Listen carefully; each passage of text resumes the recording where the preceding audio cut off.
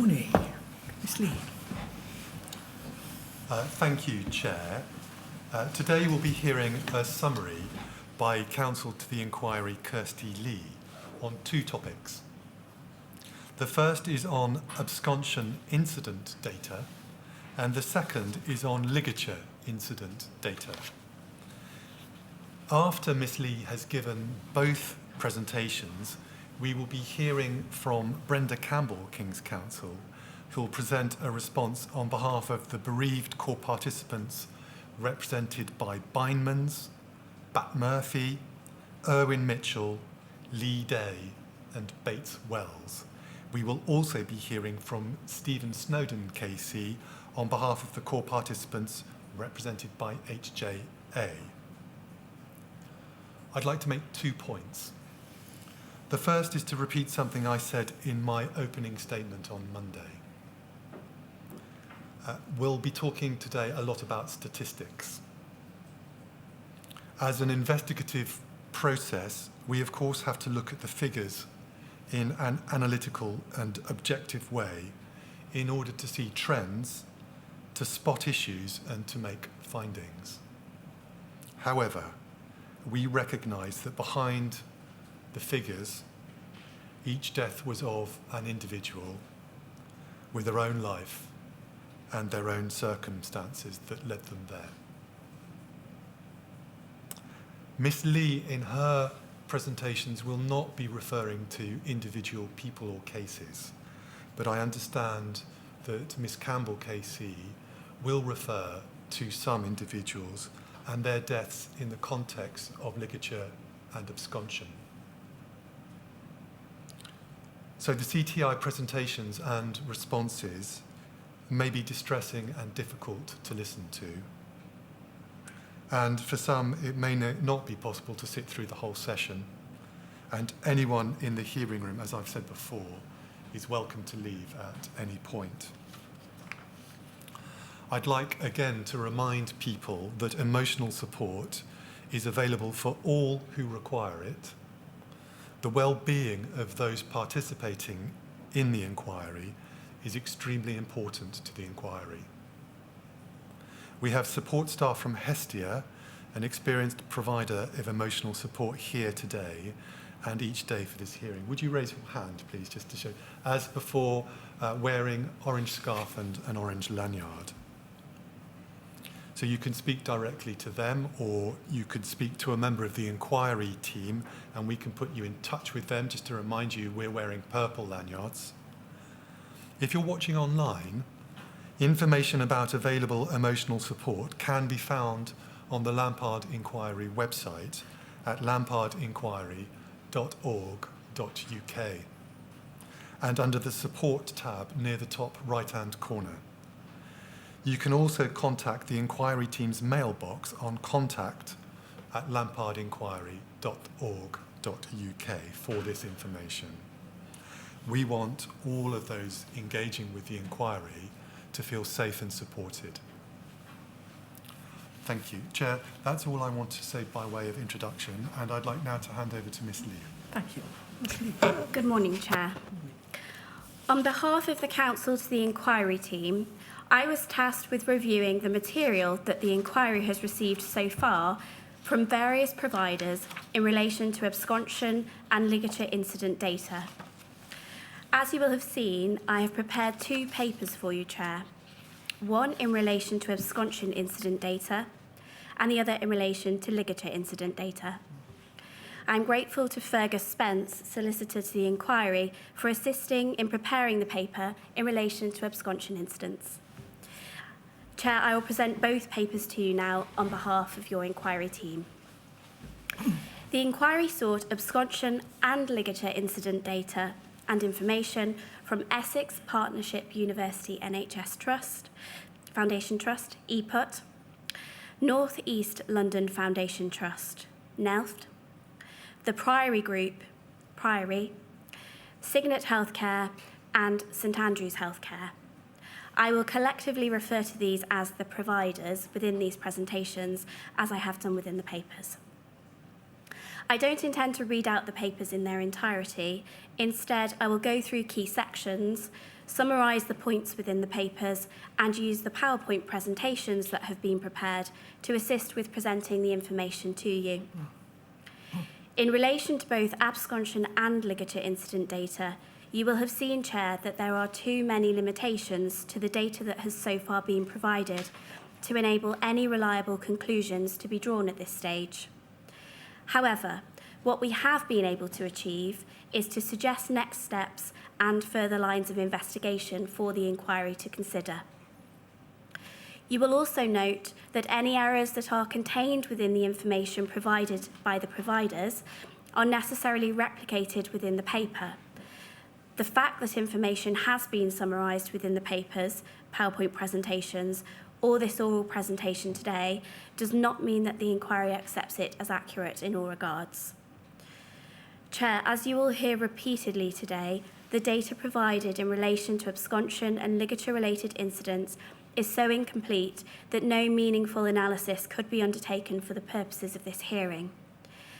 However, the inquiry originally intended to publish snapshots of that data within the papers to demonstrate some of the figures so far and to suggest the type of analysis that can potentially be undertaken once the data is as complete as possible. However, some core participants were concerned that presenting any incomplete data at this stage is premature, as it could be misleading or could be misunderstood, even if the inquiry explains that the data is incomplete and this isn't a final analysis. The inquiry has taken on board this concern and has therefore redacted any reference to anything that could be perceived as data analysis by the inquiry from the papers and the accompanying PowerPoint and this oral presentation. Therefore, the purpose of the papers and presentations is now to summarise the witness evidence received by the 27th of March in relation to absconsion and ligature incident data, and to suggest next steps and further lines of investigation. Chair, for complete transparency, you and the core participants were provided with the original version of the paper, including the data snapshots of the incomplete data received so far. Core participants then received a redacted version of the paper on Friday. After I have given this presentation today, a shortened version of the papers will be published on the inquiry website with no references to figures within the data so far. Chair, before I begin, I will set out where you can find the material in relation to absconsion and ligature incident data for completeness at the outset. The papers themselves can be found within the Counsel to the Inquiry paper bundle. The absconsion incident paper is page 2 through to 59, and the accompanying presentation page 60 through to 92. The ligature incident paper is page 108 through to 160, and the accompanying presentation, page 93 to 107, and page 161 to 175. The witness statements that were provided by EPUT and Priory can be found in the core bundle at pages 41 through to 106, and the exhibits that have so far been disclosed to core participants can be found within the exhibits bundle, page 130 through to 139. I will deal firstly with absconsion incident data and information, as that comes first within the bundle containing the CTI papers. Chair, given that a shortened version of the papers will be published, I will not now refer to paragraph numbers or pages as I present the papers. Once I have presented both papers, I will conclude by addressing some of the points raised by core participants. The absconsion incident paper starts by setting out the information and data that the providers were asked to provide. The inquiry requested data in relation to the total number of absconsion incidents per facility per year, and a breakdown of those incidents that resulted in death, a near miss whereby no harm resulted, or a serious incident requiring lessons to be learned. The inquiry also sought information in relation to any internal and external investigations that followed such incidents, any actions arising from any such investigations, and what training was available to staff in relation to absconsion risks. Turning firstly to the information provided by EPUT in relation to absconsion-related incidents. Chair, Rule 913 was sent to EPUT on the 22nd of January this year, requesting information in relation to absconsion incidents over the relevant period. EPUT responded by way of witness statement of Alexandra Green and 23 accompanying exhibits, one of which was the template that the inquiry had asked EPUT to populate with the data in relation to absconsion-related incidents. Within the witness statement, EPUT stated that they internally define an absconsion as a patient who absents themselves from an inpatient unit, and an incident as an event or circumstances which could have resulted or did result in unnecessary damage, loss, or harm to a patient, resident, member of staff, visitor, or member of the public under their care or on their premises. The inquiry informed EPUT on the 19th of February that for the purposes of collecting absconsion incident data, an absconsion incident should be considered as any incident or occasion when a person has been absent from a ward or unit, either expectedly or unexpectedly, in circumstances where that absence could or should be considered worrying. Please can we put up slide 1 of the absconsions PowerPoint presentation, Amanda? Thank you. Please can you move through to slide 2? Thank you. Here we can see EPUT's definition of absconsion incident for the purposes of providing the data requested by the inquiry. Within their figures, EPUT have included all incidents where a patient absconded from a unit or did not return as planned from escorted or unescorted leave. They have not included attempted absconsions. Next slide, please, slide 3. Chair, we turn now to look at the sources of data that EPUT have relied upon in providing their absconsion incident data. As you can see, they collected the data from 6 sources. This slide sets out the sources of the data and the years that they relate to. They are archive boxes containing paper incident forms from South Essex Partnership NHS Foundation Trust, SEPT, and North Essex Partnership NHS Foundation Trust, NET, covering incidents between 2000 and 2009. This information will be provided in June this year following a completion of manual searches. SEPT's formerly used risk management system, Ulysses, covering incidents between September 2000 and March 2011. Again, Chair, this information will also be provided in June. NEP's formerly used risk management system, Respond, covering incidents between January 2002 and September 2015, also to be provided in June. NEP's Datix system, covering incidents between June 2009 and April 2017. SEP's Datix system, covering incidents between April 2010 and April 2017. And finally, EPUT's Datix system, covering incidents between April 2017 and 31st of December 2023. The first thing to note is that searches are ongoing in respect of all of the sources of data identified by EPUT as containing relevant information. In relation to the 3 Datix systems, EPUT have stated in their witness statement that some abscond incidents have been categorised using other categories on Datix, such as death or self-harm, and therefore further searches and reviews are being undertaken by EPUT in respect of that Datix data. The second thing to note, Chair, is that some of those sources overlap in time. EPUT have not yet been able to confirm to the inquiry whether or not that overlap means that a single incident might have potentially been counted twice within the figures. For example, if we look at the slide here, if an incident occurred within SEPT in 2001, would it have been recorded on paper and thus in an archive box and also on SEPT's Ulysses system? EPUT have stated that after conducting further reviews, they will be able to confirm. Thank you, Amanda. Please take down that slide. Chair, I pause here for a moment as EPUT's legal representatives wrote to the inquiry on the 3rd of April to inform us that when collating the data to respond to Rule 913, they accidentally omitted the data that was on the NEPT Datix system in relation to absconsion incidents involving formerly detained patients, which is in the region of a further 480 incidents currently being reviewed by EPUT.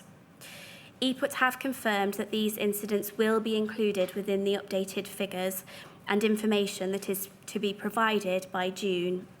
The inquiry is grateful to EPUT for candidly identifying and flagging this issue with us immediately. Returning to the paper, for the data provided to the inquiry so far by EPUT in relation to absconsion incidents, EPUT state that they have used the 3 Datix systems to extract that data.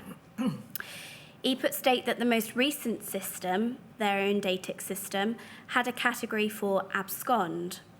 Likewise, SEP's Datix system had that category since the 1st of April 2011 and NEP's Datix system since the 1st of September 2011. EPUT state they then manually reviewed incidents before those dates to determine whether or not they were relevant. As I have said, Chair, those searches in respect of the Datix systems are ongoing, as some abscond incidents were categorised under different categories. Next slide, please, Amanda, slide 4. Chair, I turn now to the categories of absconsion incident that the inquiry sought information in relation to. The inquiry asked providers to include the total number of absconsion incidents per facility per year, as well as several categories of incident. Where Datix recorded death, EPUT have recorded this on the template provided by the inquiry. Where Datix recorded no harm, EPUT have recorded this on the template as a near miss. Where Datix indicated that the incident was the subject of a serious incident or patient safety incident investigation, EPUT have recorded this on the template as a serious incident. Next slide, please, slide 5. We have already been through some of the limitations to the data so far provided by EPUT. Notably, in many respects, manual searches are ongoing, as set out again here on this slide. Thank you. Please take down that slide, Amanda. It is unclear to the inquiry whether or not incidents resulting in harm but that have not been the subject of a serious incident or patient safety incident investigation have been recorded in the template provided by EPUT. It is possible they have been included within the total number of absconsions, but not the serious incident figure. I will say more about this, Chair, once we get to the next steps section of the paper. I turn now to absconsion-related training. In their witness statement, EPUT set out various aspects of staff training in relation to the management of absconsion risks. This appears to be current practice as at March this year, and therefore the inquiry will likely seek further information as to practices that were in place across the relevant period. EPUT do state within their witness statement that they will undertake further investigation of the records to attempt to provide a clearer picture of available training in SEPT and NEPT, depending on the documentary evidence that has been retained and can be located. The inquiry hopes that this disclosure will clarify what training policies were in place throughout the relevant period. Next slide, please, slide 6. Chair, this slide sets out some of EPUT's current practices as per their witness statement. Mandatory clinical risk training delivered for non-qualified and qualified staff, which provides an overview of potential risks associated with patients. Local inductions are completed in clinical areas and will be specific to the area in which the staff member works. EPUT state this includes the physical environment, such as airlocks, which are double exit doors whereby only one door can be opened at a time, thus creating an airlock. EPUT state that their security training for secure services and acute inpatient care includes the physical and environmental security factors, such as airlocks and the risk of tailgating, whereby patients follow members of staff or visitors through secure doors. Thank you. Please take down the slide. Chair, I turn now to absconsion management and policies.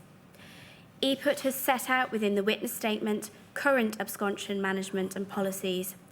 As with staff training, they have not set out the position over the entire relevant period, and the inquiry may wish to seek that information. The inquiry is concerned that EPUT state they are working with the police and system partners to develop a memorandum of understanding for escalation when a person has gone missing. It is concerning that such is not already in place, and the inquiry may wish to investigate this further, including any steps that have been taken to develop such a policy following any absconsion incidents to date.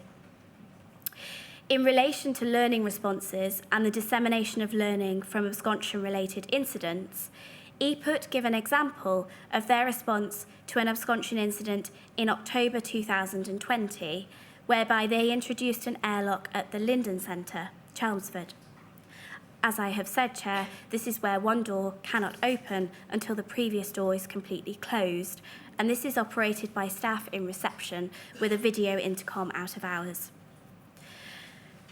Please can we have slide 7 in relation to dissemination of learning?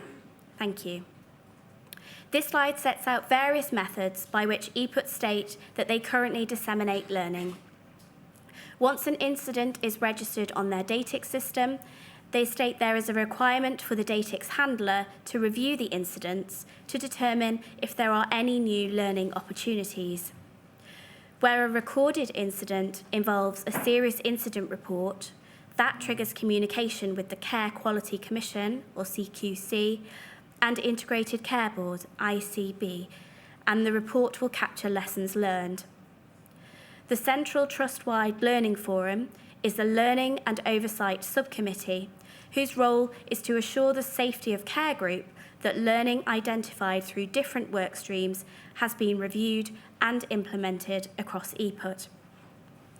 EPUT state that there are various methods to cascade learning across the Trust, including lunchtime virtual events, discussions with senior managers, through the lessons team who capture learning and encourage the embedding of learning in daily practices, and safety learning alerts shared with managers via DATIX.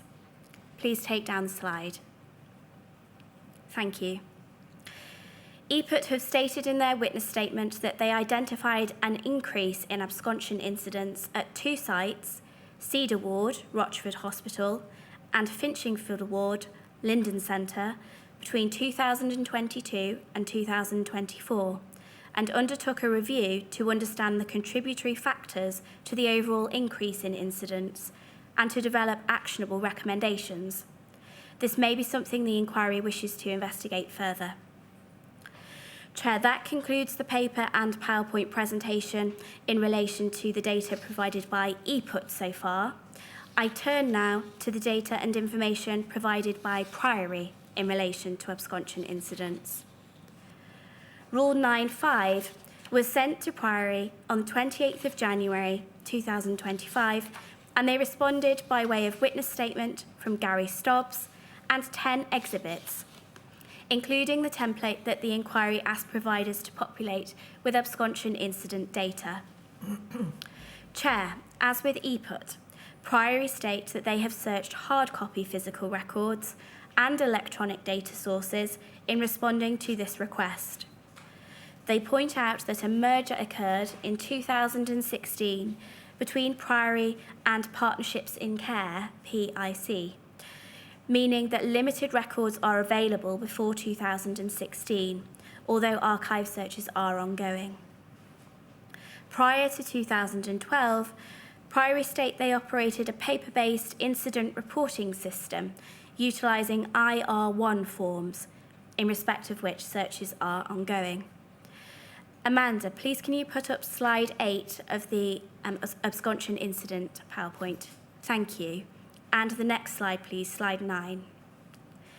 Turning to additional sources of data that have been searched by Priory, as well as physical IR1 forms, they state that they have searched local and shared drives at all hospital sites and within centrally saved folders, ex-employee personal local drives, and searches have been undertaken both on-site and in central archiving locations for any historical paper records. Thank you. Please take down the slide.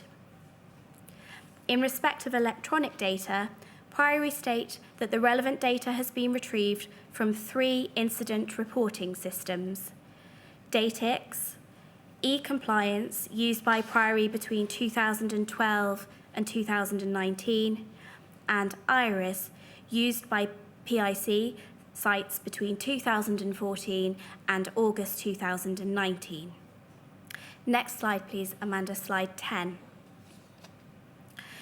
Chair, as with ePut, we can see that Priory had overlapping sources of data recording at times, and therefore Priory will need to consider whether a single incident may have been recorded more than once across 2 sources.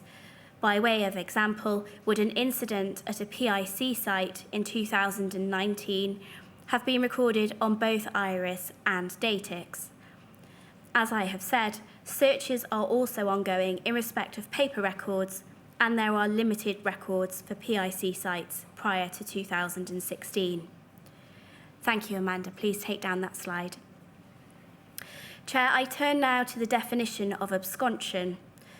The most important thing to note here, Chair, is that for the purposes of compiling absconsion incident data, the inquiry expressly defined an absconsion incident as any incident or occasion where a person is absent from a ward or unit, either expectedly or unexpectedly, in circumstances where that absence could or should be considered as worrying.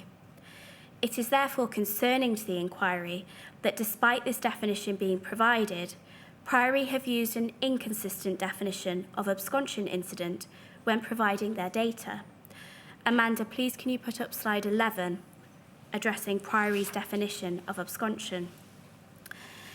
Chair, here you can see Priory has defined an absconsion incident as a patient leaving the hospital grounds without permission or during a period of escorted leave outside the hospital grounds, left their escort without permission.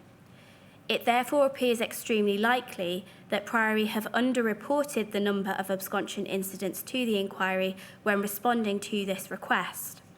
I will say more on this later, including how the inquiry may wish to address this issue. Thank you, Amanda. Next slide, please, slide 12, dealing with the definition of serious absconsion. As you can see, Chair, Priory have categorised an absconsion incident as serious on the template provided, essentially when someone has left the hospital grounds or their escort outside hospital grounds without permission and has come to or caused serious harm, such as being admitted to general hospital or attacking a third party. Thank you. Next slide, please, Amanda. Slide 13. Dealing with Priory's definition of a near-miss incident. Chair, it is presently unclear how Priory have defined a near-miss absconsion incident for the purposes of providing this data. They have stated in their witness statement that this covers the situation where a patient returns voluntarily and there has been no harm following leaving the grounds or their escort outside grounds without permission. However, paragraph 12 of their witness statement indicates that a near-miss has been included where near-miss or no harm has been recorded on Datix, which appears slightly broader. Priory appear to acknowledge this discrepancy in their statement and confirm they are ready to provide further information and data sets if so required. Chair, you will want to ensure consistency of definition across the providers in providing this data to enable a useful cross-comparison of the data, if indeed that becomes possible. As such, this is likely to be something that the inquiry will address with Priory. Next slide, please, slide 14. Addressing Priory's current practice in relation to responding to an absconsion incident. Chair, the current practice is represented within this flowchart as per Priory's witness statement. You can see it starts from an incident being reported on Datix and goes all the way through to the preparation of various reports and ultimately an action plan being drafted where areas for improvement are identified. I won't go into further details for the purposes of this presentation, but it is worth noting that again, Priory haven't provided this information in relation to the relevant period. The inquiry is likely to seek further information from Priory in relation to practices that were in place throughout the relevant period and any changes over time. Next slide, please, slide 15, dealing with learning from absconsion incidents.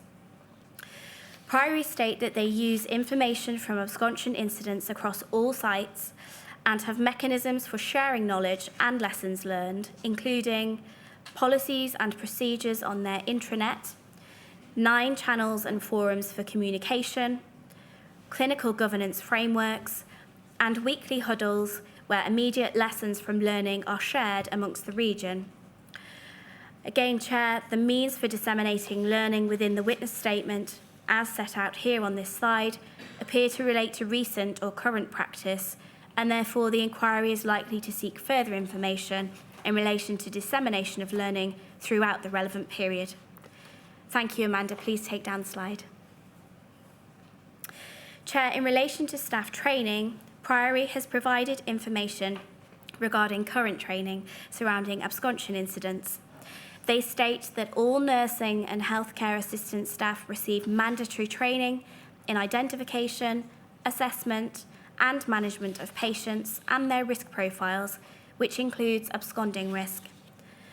All staff receive supernumerary days on the wards before being allowed to be included in the staffing complement for each shift, which includes awareness of the physical environment of care, including areas where a risk of absconding may require specific management. All nursing staff are required to undergo observation and engagement training and a competency assessment before they are able to complete observations on a patient. All sites complete local security training as part of their site induction plan. As part of local inductions, all staff are subject to local procedures and policies in relation to leave procedures and the management of absconsions. And finally, all agency staff are required to complete an agency induction checklist, which covers local security procedures, environmental awareness, observation competency, location of emergency equipment, garden and courtyard access arrangements, and current risk of patients on the ward for the shift they are working. Amanda, please can you put up the final slide, slide 16. Chair, we have set out the current practice here for ease of reference as per Priory's witness statement, and I've just been through this information with you now. Thank you. Please take down the slide. Chair, within their witness statement, Priory has provided evidence in relation to the nature of the services provided within each of their facilities. This will be important once the data is complete, and the inquiry will be able to compare the type of facility as against the number of absconsion incidents to see if any patterns emerge. For example, did secure facilities have notably less absconsion-related incidents as compared to non-secure facilities, as one may logically expect? Chair, that concludes the presentation in relation to Priory's absconsion incident data. Signet Healthcare and St Andrews Healthcare did not provide material in time to be considered within this hearing, though of course any relevant material provided by them will be considered during the inquiry's investigations. At the end of the paper, there are next steps that the inquiry may wish to take in investigating absconsion-related incidents. The first issue to address is ensuring that the providers are adopting consistent definitions for the purposes of providing this data. In other words, the providers must follow the definitions provided by the inquiry. I have already highlighted some of the issues in respect of definitions as I have been through the paper today, but Chair, in short, the matters to be addressed are 1. The definition of absconsion. Priory appear not to have used the inquiry's definition. 2. Near-miss incident. It is unclear what definition at present that Priory have used. 3. Serious incident. It is unclear whether EPUT or Priory have included incidents within their figures that did not result in an investigation or resulted in what could be classified as minor or low harm. It appears to the inquiry that such have been included within the total number of incidents, but this will need to be clarified with providers. An easy way to address this, Chair, is by adding a column to the template for incidents that fall between near miss, i.e. no harm, and serious incident. The paper sets out further investigations that the inquiry may wish to undertake in relation to absconsion-related incidents in line with the list of issues and to fulfil the terms of reference. I will go through them now, as I think it is important to see that this is just the beginning of the inquiry's investigations into absconsion-related incidents. To what extent was consideration given to the ward environment? Overall, were wards fit for purpose? How was risk assessed and managed, and how was this balanced against other care philosophies and principles, such as least restrictive practice and the need for care to be therapeutic and recovery focused? Can any conclusions be drawn as to differences between ward types, for example, secure or forensic, and the number of absconsions in that regard? Can any conclusions be drawn as to the differences between absconsions in relation to voluntary and involuntary inpatients? How did patients abscond from inpatient wards? Were safety precautions and preventative measures sufficient? If not, what were the reasons for this? What policies and procedures applied, and how did these change over the relevant period in relation to absconsion incidents and training in respect of absconsion management? To what extent were policies and procedures adhered to? Where they were not adhered to, were there any reasons for this? Where a patient absconded from a ward, how were decisions made to involve the police? When the police were involved, what was their role? Have the providers complied with any data recording requirements that were in force during the relevant period, particularly in relation to absconsion incidents? Were appropriate steps taken in response to absconsion incidents, including lessons learned? Have the providers consistently defined an absconsion incident, attempted absconsion, and near miss for the purposes of providing the inquiry with absconsion incident data? Have they consistently defined these matters for the purposes of recording absconsion incidents on DATIX? Was appropriate training given to staff at all levels in relation to the prevention of absconsion? Which wards had the highest number of absconsion incidents in a given year and across the entire period? Can any further conclusions be drawn from this? Which wards had the highest number of absconsion-related deaths in a given year and across the relevant period?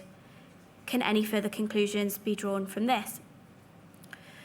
Which wards had the highest number of absconsion-related near misses in a given year and across the relevant period? Can any further conclusions be drawn from that? Which wards had the highest number of absconsion-related serious incidents in a given year and across the relevant period? Can any further conclusions be drawn from this? And finally, did any ward see a large increase in absconsion incidents year on year? And can any further conclusions be drawn from that? Evidently, the list of avenues for exploration that is set out within the paper, and as I have just presented to you, is by no means exhaustive. And given that we are dealing with data, you will likely seek the assistance of your experts and assessors, particularly Professor Donnelly, the inquiry's expert health statistician. Chair, you will want to be robust in ensuring the provision of complete and accurate absconsion incident data insofar as that is possible. Not only to potentially allow a useful cross-comparison as between the providers, but also to ensure that the inquiry obtains the complete picture as to such incidents across the entire relevant period, if that is even possible. This will allow you to make reliable findings and appropriate recommendations. Chair, that concludes the paper and my presentation in relation to absconsion-related incidents. We have received comments from core participants in relation to the paper on absconsion incidents, but I propose to address those at the conclusion of the ligature incident presentation. Thank you. Chair, I will now turn to the topic of ligature incident data. The paper can be found at page 108 through to 160 of the Council to the Inquiry paper bundle. Chair, the start of the paper sets out the information sought by the inquiry in relation to ligature-related incidents across the relevant period. In short, the inquiry was seeking to obtain data in respect of the number of ligature-related incidents per facility per year that resulted in death, harm short of death, and a near miss, i.e. no harm. The inquiry also sought information in relation to any internal and external investigations arising from such incidents, including outcomes and lessons learned. Finally, the inquiry sought information in relation to the provider's annual programme of ligature audits and ligature-related training.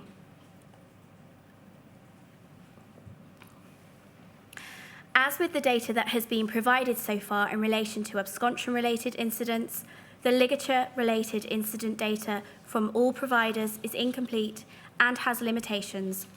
Therefore, we cannot come to any reliable conclusions at this stage.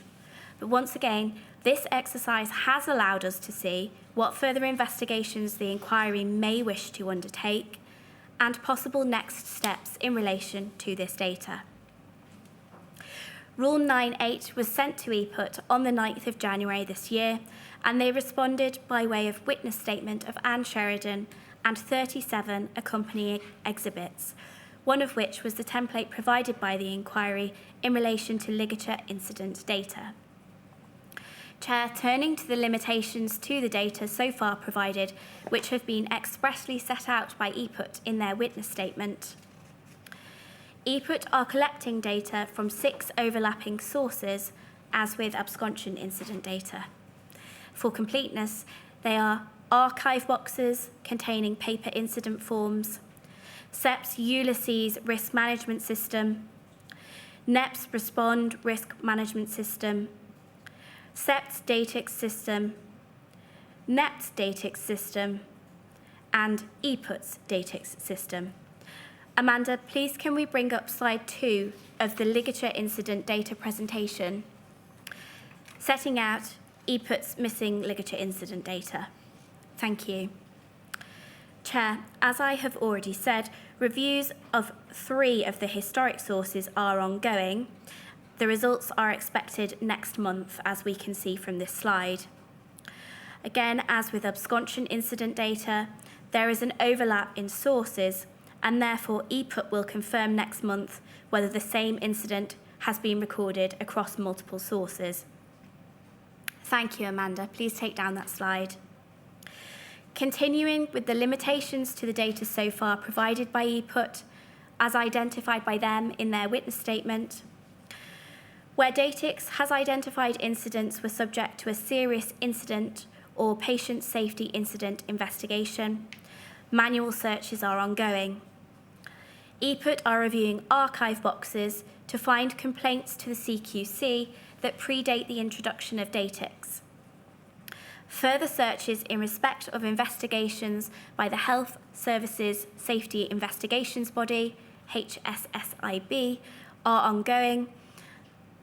EPUT need to undertake manual reviews to document actions from before the adoption of Datix for SEPT ligature audits. EPUT is manually reviewing NEPT files to list out the actions from NEPT ligature inspections. EPUT state that they will use their best endeavours to populate the audit columns of the template provided by the inquiry. They further state that they will include detailed actions from ligature audits and changes to policies and process and environmental improvements. Chair, in relation to all of those things, EPUT hope to provide those by June. Finally, in relation to limitations identified by EPUT, they state there will be ligature-related training delivered on the job that isn't captured in the witness statement, and that it isn't possible to break down the training delivered by ward and attendance rate. Amanda, please can we have slide 3 on the screen?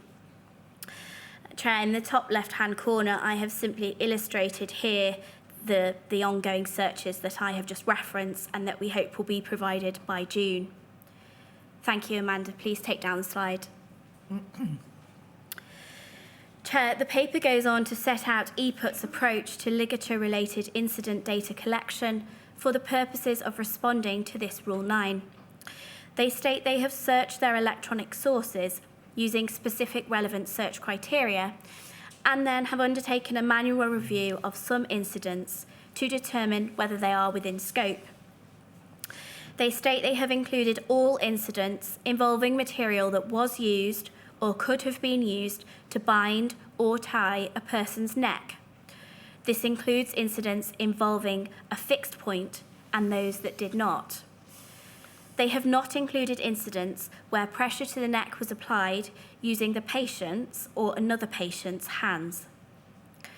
Chair, the inquiry may wish to consider whether it further refines the data to distinguish between incidents involving a fixed ligature point and those that do not. If Datix indicated the degree of harm was death, EPUT have recorded that on the template.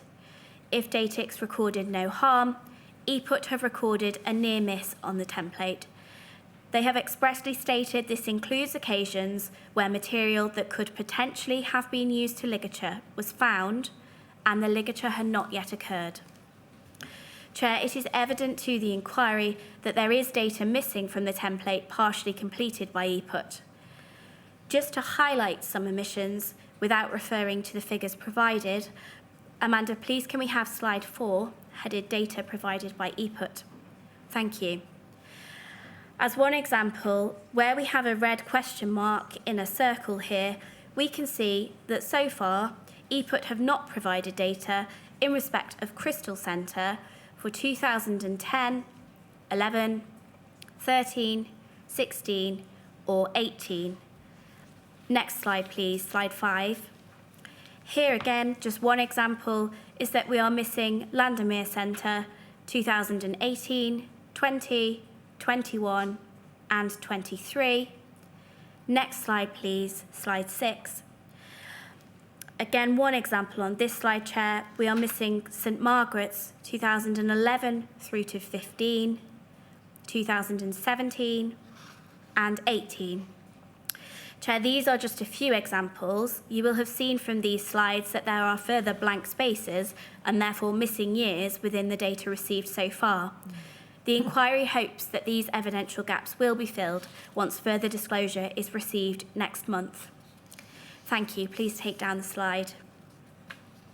Turning to investigations by the CQC, EPUT have so far not identified any CQC investigations due to ligature incidents that did not result in death. EPUT have so far identified 3 CQC inspections where concerns were received about the environment in general. They have stated the majority of CQC inspections did make recommendations for improvements around ligature, with later inspections acknowledging reduced numbers of ligature points and focusing more on refinements to ligature safety. This may be something the inquiry wishes to investigate further.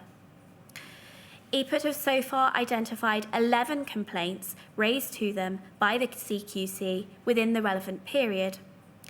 This is not necessarily the final figure, and caution must be exercised as searches are ongoing in respect of CQC complaints that predate Datix. However, the inquiry may wish to investigate any complaints further, including the nature of those complaints and any follow-up actions that occurred or otherwise. Turning to the Health and Safety Executive, HSE, Chair, you have heard already during the course of this hearing about the HSE's investigations. For present purposes, EPUT were asked to review all cases reported to HSE involving ligature incidents that did not result in death. They have so far identified one case on Ardley Ward in April 2013 that did not result in death. Chair, EPUT have identified 3 incidents that resulted in investigations by the Parliamentary and Health Service Ombudsman. As with the CQC complaints, the inquiry may wish to investigate these incidents further, including any follow-up actions that occurred or otherwise. EPUT have stated that they engaged with the East London Foundation Trust to conduct a peer review of ligature safety on EPUT wards. They state that this review concluded that they had a clear ligature process in place to manage environmental risks of ligature. They further state there were recommendations for improvement in governance and working practice, environment, workforce, and training and learning. EPUT state they completed the resulting action plan to address the recommendations. Chair, this has been provided at Exhibit AS0210 and can be found at page 131 of the exhibits bundle. It appears to show that all actions were completed or closed by August 2022 from site visits undertaken in May 2021. Chair, as with absconsion incident data, within their witness statement in relation to ligature incident data, EPUT have provided current practice in respect of their annual programme of audits and annual risk assessment audits. The inquiry may wish to seek information in relation to practices that were in place across the relevant period and any changes thereto. The inquiry, please may we put up slide 7 in relation to ligature inspection data. Thank you. The inquiry asked EPUT to provide ligature inspection data for the relevant period. As you can see, Chair, EPUT's DATIX data is available from the 1st of April 2017 onwards, but prior to that, searches are ongoing, and the inquiry hopes that information will be provided in June, as indicated by EPUT. Thank you, Amanda. Please take down that slide. The paper sets out EPUT's evidence in relation to how they currently monitor environmental risks. Given that this relates to current practice, I won't go into the details now within this oral presentation. The paper also sets out EPUT's ligature-related training, which appears to relate to EPUT practices from 2017 onwards. Please can we have slide 8, Amanda, dealing with EPUT's ligature-related training. Thank you. Chair, here the slide sets out 5 forms of ligature-related training that EPUT state they have had in place. As you can see from the dates that we have so far, it doesn't appear to cover training pre-2017, in other words, under NEPT and SEPT. Amanda, please can we turn to the next slide?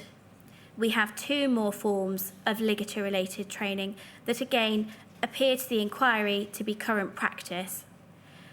Please can we take the slide down? Thank you.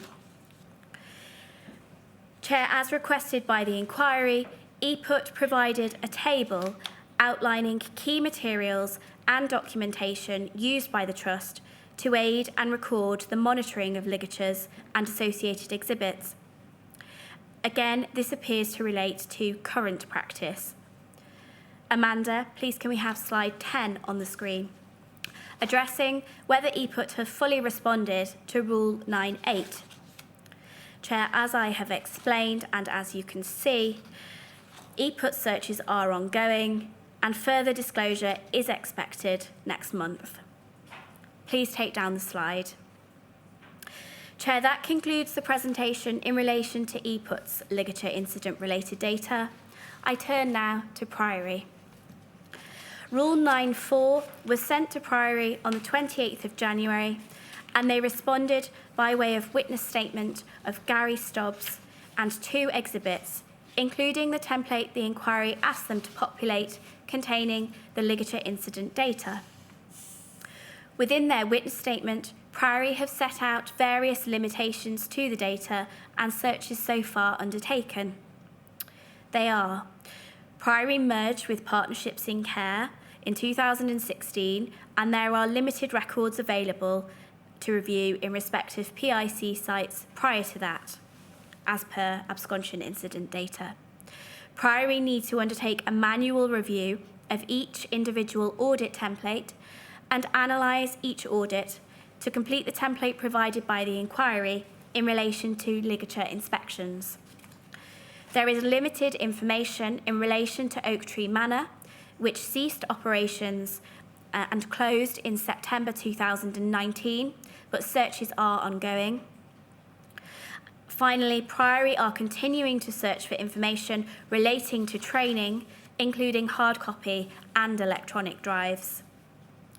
Turning to Priory's approach to data collection, in their witness statement, Priory confirmed that prior to 2012, both PIC and Priory operated a paper-based incident reporting system utilising IR1 forms, as with absconsion incident data. Priory then have 3 electronic sources of data that they have searched for ligature incident data in response to this Rule 9 request. Again, Chair, the same 3 sources as with absconsion incident data: Datix, eCompliance, and Iris. Amanda, please can we have slide 12 showing Priory's data sources? As with absconsion data, we can see Priory had overlapping sources, and therefore they will need to confirm whether a single incident could have been recorded on 2 sources. Thank you, Amanda. Please take down the slide. Priory confirm they have recorded near misses on the template where an incident is reported as no harm on the electronic systems. As with ePut, we must treat Priory's data with caution at this stage, as there are clearly gaps within the data provided. Amanda, please can we have slide 13?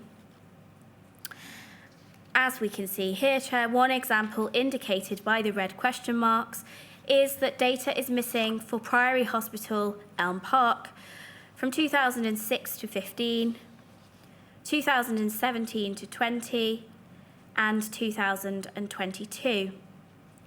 Next slide, please, Amanda, slide 14. Chair, in relation to ligature audits, Priory state they have audits for Chelmsford, Sutton's Manor, and Elm Park for 2017 to 2023. They are undertaking a manual review of each audit template and an analysis of each audit, as I have said. Inquiries are ongoing in respect of audit data for Oak Tree Manor. Turning to ligature-related training, Chair, as with ePut, Priory have provided current practice in relation to ligature-related training. Amanda, please can we have slide 15 on the screen? This slide sets out training that Priory state they currently provide. Immediate life support, including training specific to ligature management for qualified nursing and medical staff, completed annually. Site inductions, all nursing staff receive mandatory training in the management of suicide and self-harm as part of their induction to all sites. Prevention of suicide webinars for all staff available on Priory's intranet. And ward orientation, including awareness of ligature heat maps and where ligature cutters are stored. Over to the next slide, please, slide 16. We see here 2 more sources of training that Priory state they require staff to undertake. Webinar training regarding ligature audits, hosted by either an Associate Director of Quality or Quality Improvement Lead to ensure they are competent to complete the role. Audits are completed by 2 staff, including 1 senior clinician. And training drills. All staff are required to complete drills for varying scenarios over a 12-month period, including ligature scenarios. Next slide, please, slide 17, setting out immediate life support and basic life support training. Priory have partially completed the training and documentation tab of the template provided by the inquiry. They have stated that immediate life support training was offered from 2016 to 2023 at Chelmsford, Sutton's Manor, and Elm Park, and basic life support training was offered from 2016 to 2023 at Chelmsford, Sutton's Manor, and Elm Park, and from 2018 to 2019 at Oak Tree Manor. In their witness statement, they state that whilst in the first 12 weeks of position, nursing staff are required to complete ILS training, and healthcare assistant staff are required to undertake basic life support training, including the management of non-responsive persons and familiarisation with ligature cutters, and this is refreshed annually. As with EPUT, the inquiry may wish to seek further information in relation to ligature-related training that was available in the earlier part of the relevant period. Next slide, please, Amanda, slide 18. Addressing whether Priory has fully responded to Rule 9.4. As we can see from the slide, hard copy searches are ongoing in respect of a lot of the information requested by the inquiry in relation to ligature-related incidents, and therefore at present disclosure is not complete. Please take down the slide. Thank you.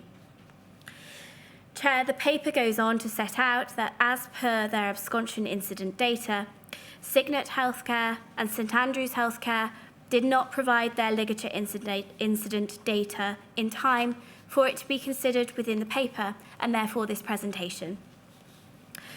Turning to next steps and further investigations in respect of ligature-related incidents, the paper sets out potential further lines of investigation for the inquiry to pursue, in line with the list of issues and to fulfil the terms of reference. As with absconsion incident data, once the data is as complete as it can be, the inquiry may wish to investigate matters such as: were wards fit for purpose? How did decisions in relation to risk and observation levels affect patients? In particular, in relation to individuals who made more than one attempt to ligature. What preventative measures were put in place to safeguard patients from harming themselves or others on mental health inpatient wards? In particular, have the providers complied with any ligature audit requirements that were enforced during the relevant period? Were appropriate actions taken in response to ligature incidents, including any internal and external investigations or audits that occurred over the relevant period? Have the providers complied with any data recording requirements that were enforced during the relevant period? In particular, was the data collected adequate, accurate, and up to date? What data was available to the providers to help them to understand a patient's history? How was data used to make an informed decision about treatment? What analysis was undertaken of the data by the provider?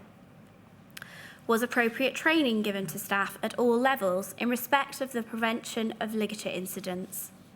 If not, what other training could or should have been given to staff, whether permanent, temporary, or agency staff?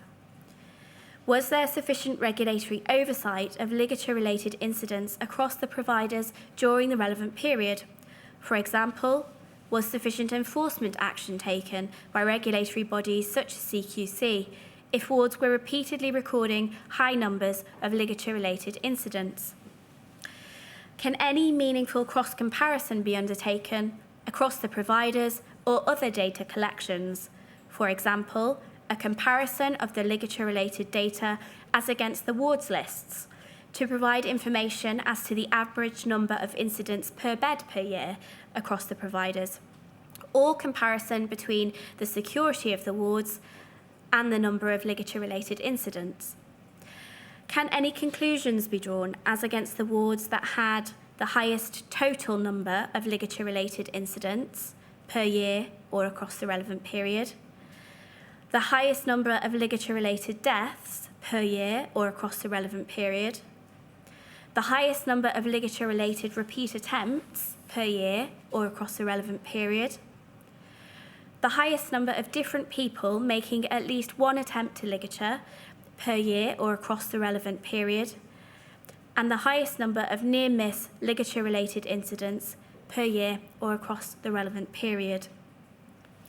Chair, as per the absconsion incident data paper, the list of avenues for exploration set out in the paper is by no means exhaustive. And again, given that we are dealing with data, you will likely seek the assistance of your experts and assessors, in particular Professor Donnelly, the inquiry's expert health statistician. Chair, you will want to be robust in ensuring the provision of complete and accurate ligature incident-related data insofar as that is possible, not only to potentially allow a useful cross-comparison as between the providers, but also to ensure that the inquiry obtains the complete picture as to such incidents across the entire relevant period, if indeed that is even possible. This will once again allow you to make reliable findings and appropriate recommendations. Please can we put up the final slide, Amanda, slide 19. As I have said, going through this presentation, the inquiry is still waiting for significant disclosure in relation to ligature-related incidents. The inquiry is likely to be guided by its experts and assessors, and there are many potential avenues for further exploration. Thank you very much, Amanda. Please can you take down the slide? Chair, that concludes my presentation in relation to ligature incident data. Before I conclude, I would like to address some of the points raised in advance of this hearing by core participants.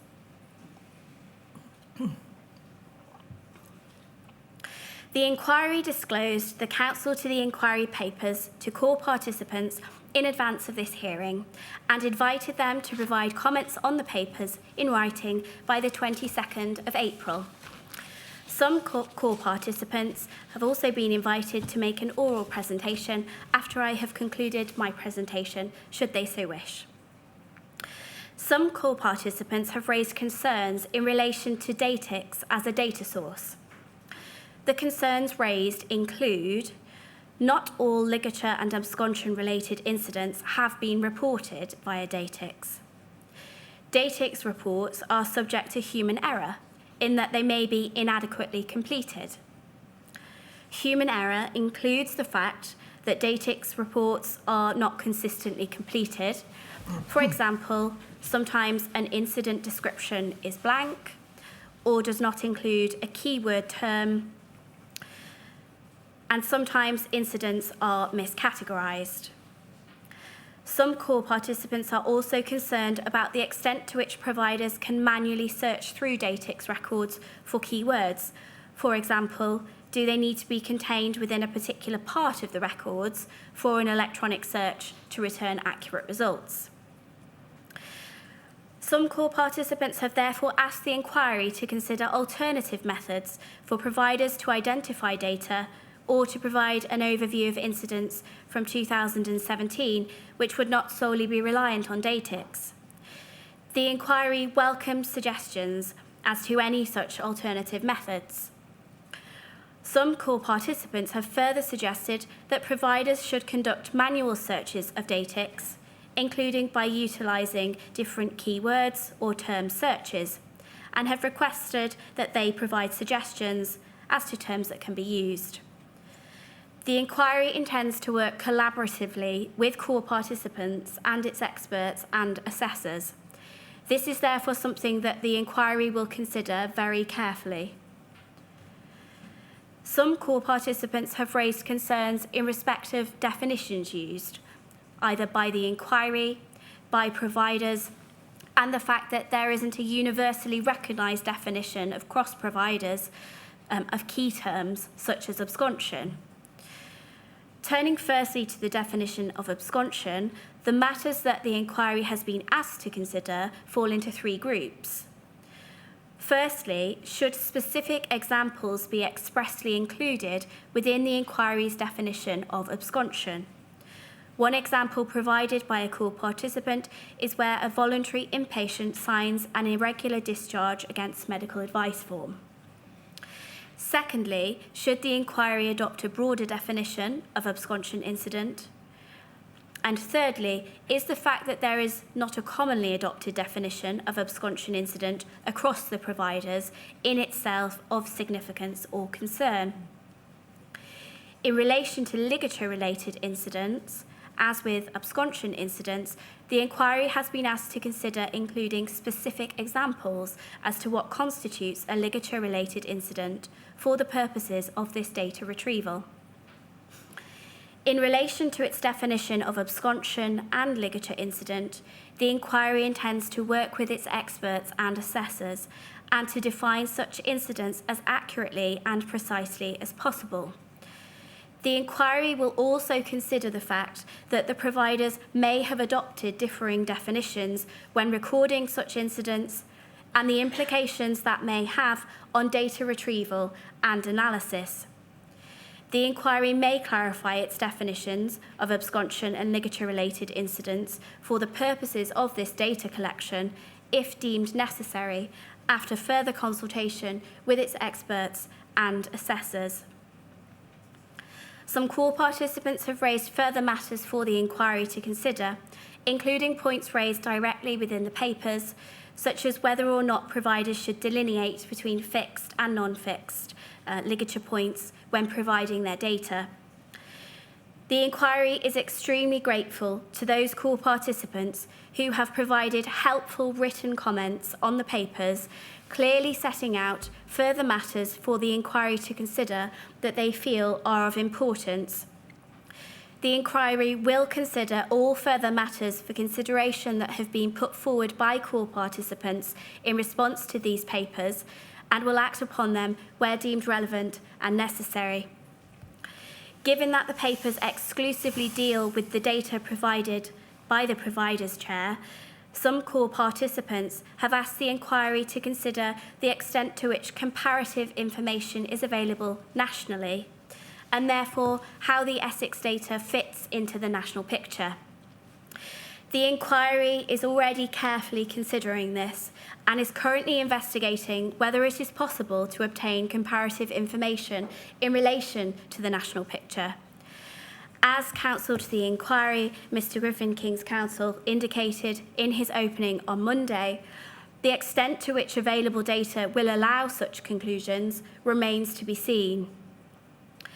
This exercise of requesting absconsion and ligature data and preparing counsel to the inquiry team papers and presentations has enabled the inquiry to identify problems that have been encountered so far in retrieving this data, ranging from historic archives to subjective and inconsistent recording practices to differences in definition.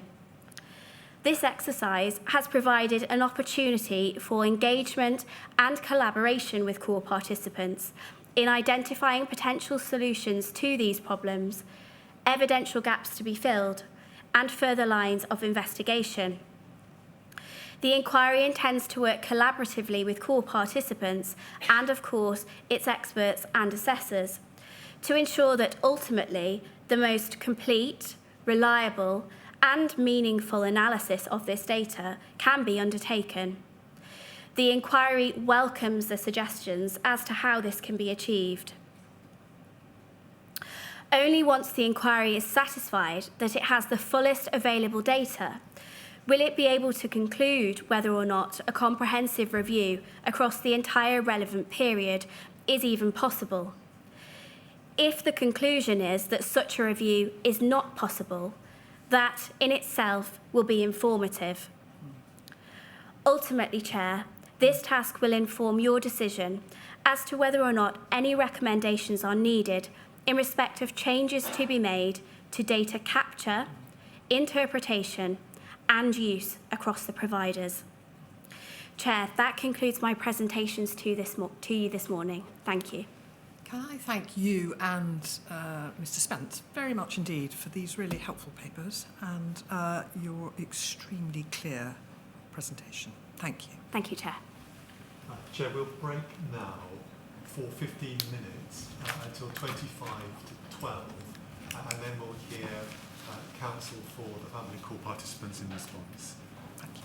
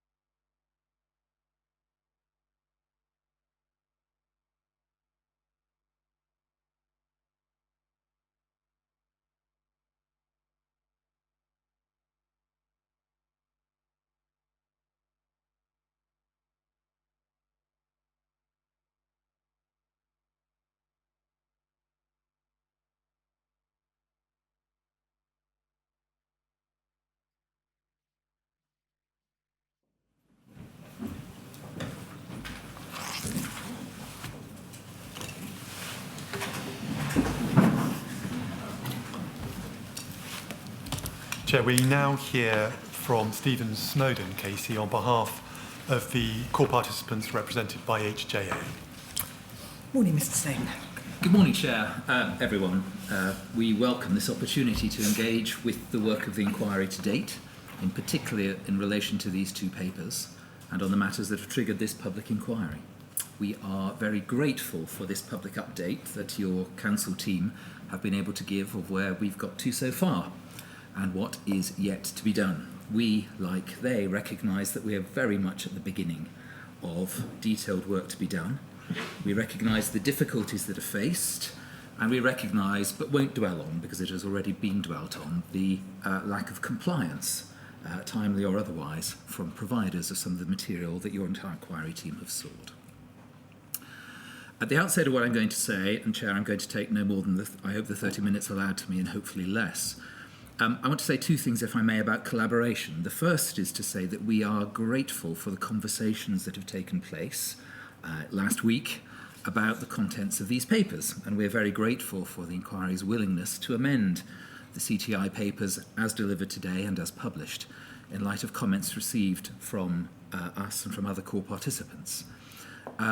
As a matter of fact, we regret that that conversation took place only last week, and we do urge upon you and your inquiry team that going forward, collaboration is most effective if it takes place sooner rather than later. We appreciate some of the exigencies of time, and we appreciate some of the exigencies of meeting a fixed timetable for hearings, but again, I'll come back to that in a moment, if I may. So the first point is grateful for the cooperation.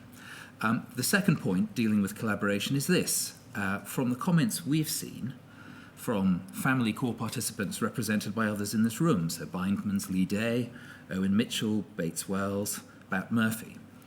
Those comments all demonstrate the rigour and the invaluable perspective that you can gain, and the inquiry team could gain, by engaging with the family and the patient and the survivor, core participants and recognised legal representatives.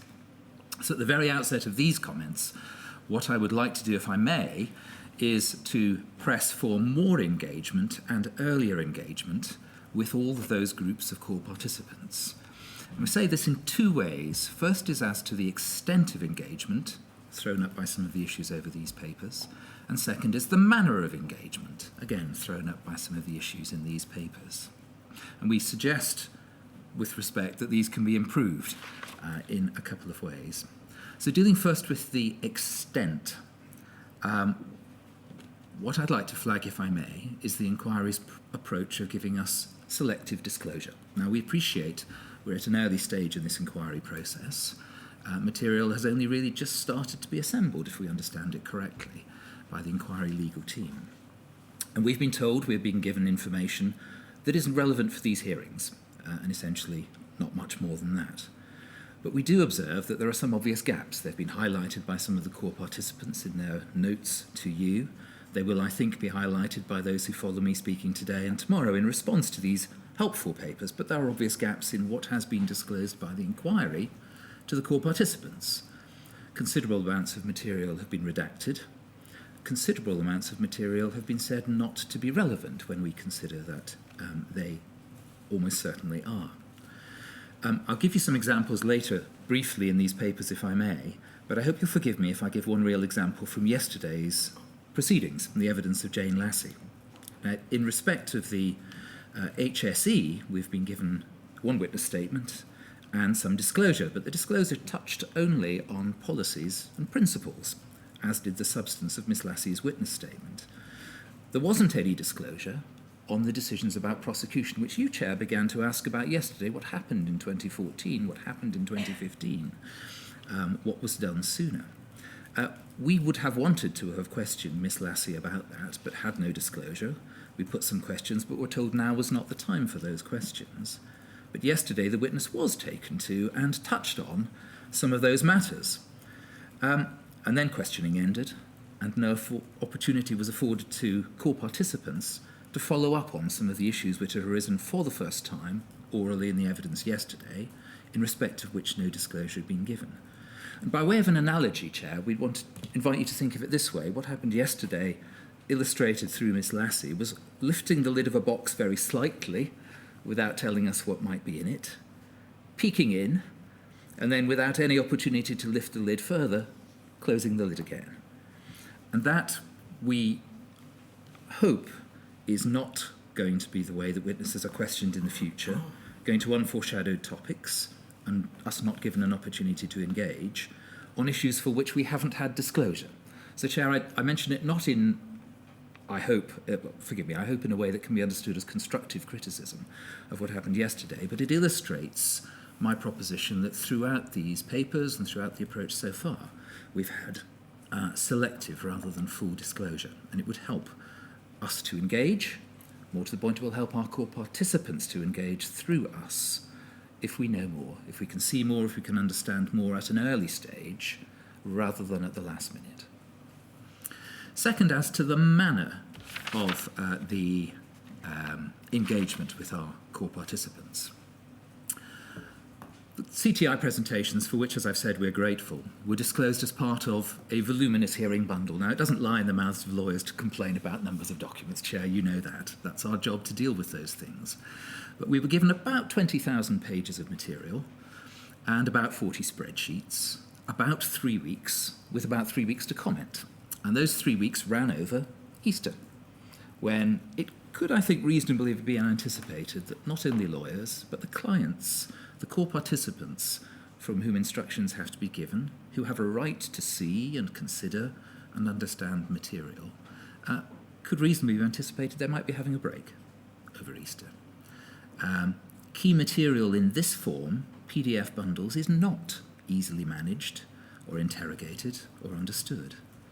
Changed bundles become very difficult to deal with, illustrated by the fact my learned friend Mr. Griffin was referring to page numbers from the first bundle, not the revised bundle, through the course of his opening yesterday. And this isn't just, as Chair, I emphasise, a moan from lawyers. It does, as we say, hamper the ability of core participants to participate properly, to have time to see what the issues are, to understand how they can then invite us to participate on their behalf in these hearings. So as to the manner of deeper collaboration which we welcome and encourage, we respectfully suggest that core participants should be afforded the opportunity to engage with the inquiry's work on an ongoing basis as it progresses. As I say, for instance, we, and so far as we know the inquiry's experts, including the statistician, have not had an opportunity hitherto to comment on the template you've used, the inquiry's used, to gather data on ligatures and absconsions. And I hope, Chair, you will have seen from us and you will have seen from the other core participant families, had we been asked to comment earlier, it may be that different forms of template, different forms of questions might have been put. More reliable data might have started to have been gathered.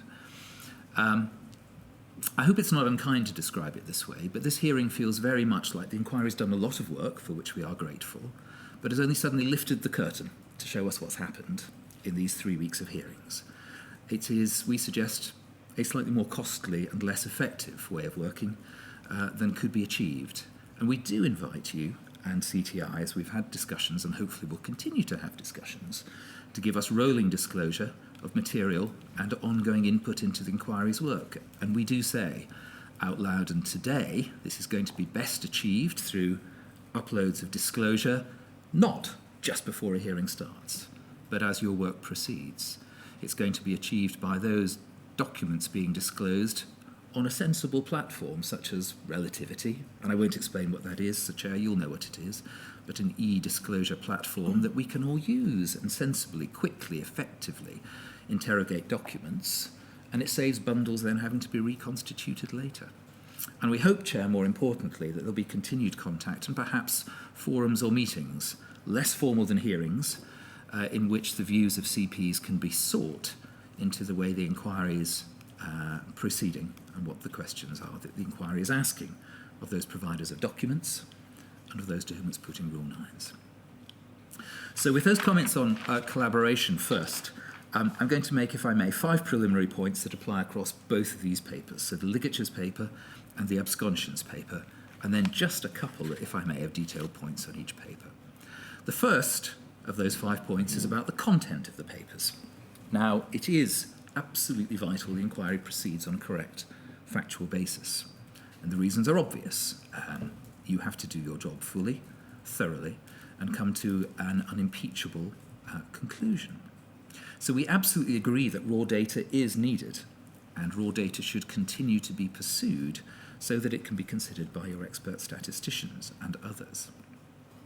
But what we do emphasise, and I appreciate it's already been mentioned twice by your counsel who presented the submissions this morning, for which we're grateful, is that no matter what the importance of the data is, it's the lack of the patient's voice in these presentations so far that is their weakness. And we suggest that can be corrected only by continuing engagement with the core participants.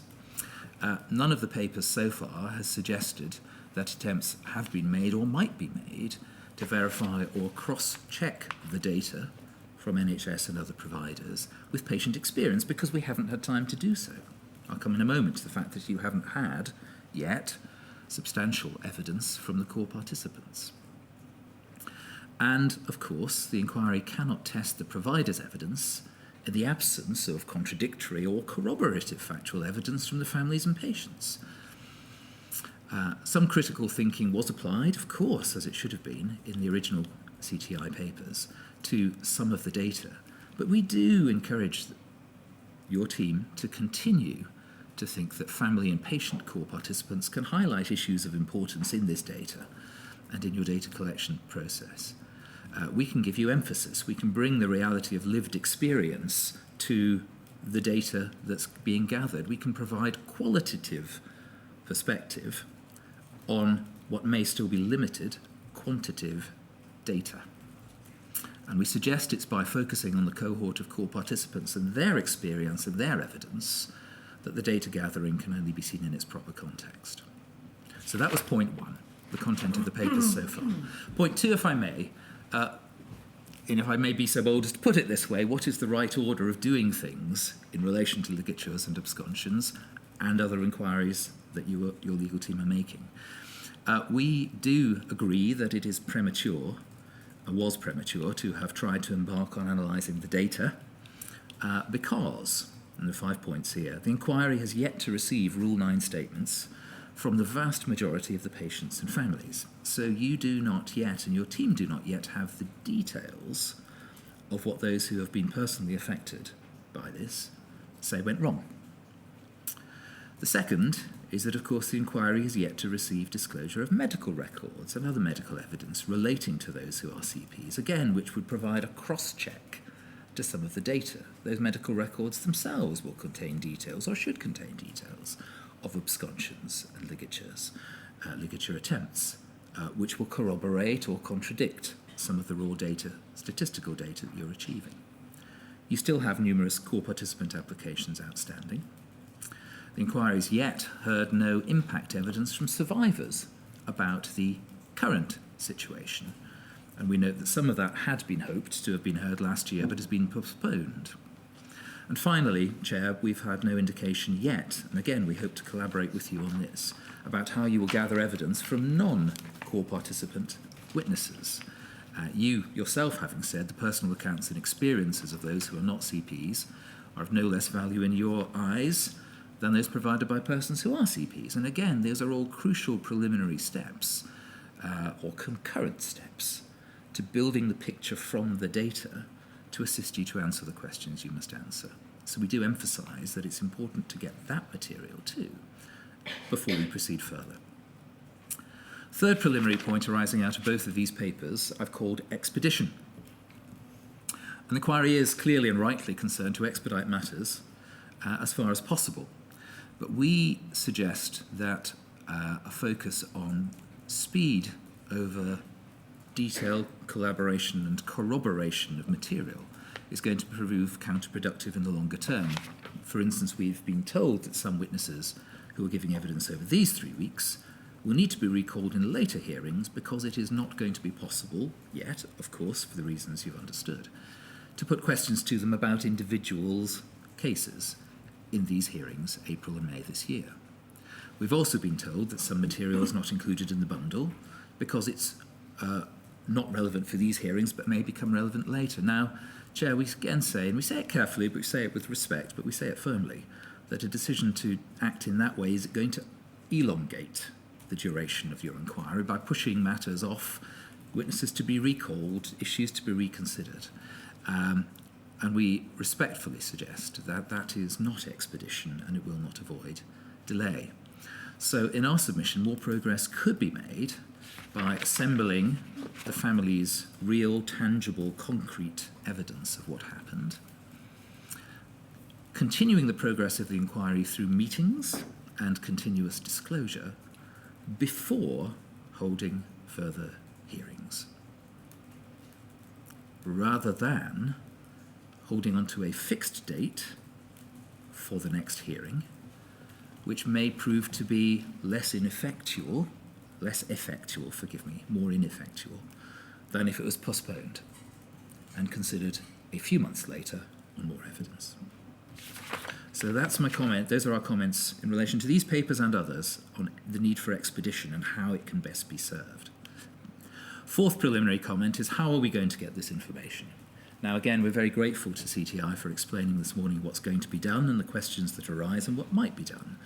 But at the moment, there is no concrete resolution to the problems identified by the material providers. One has referred to 20,000 boxes of paper records, as Chair you know.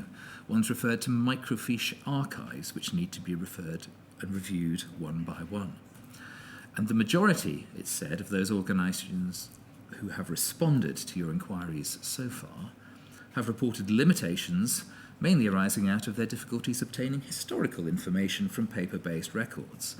Some have said that data may be impossible to obtain.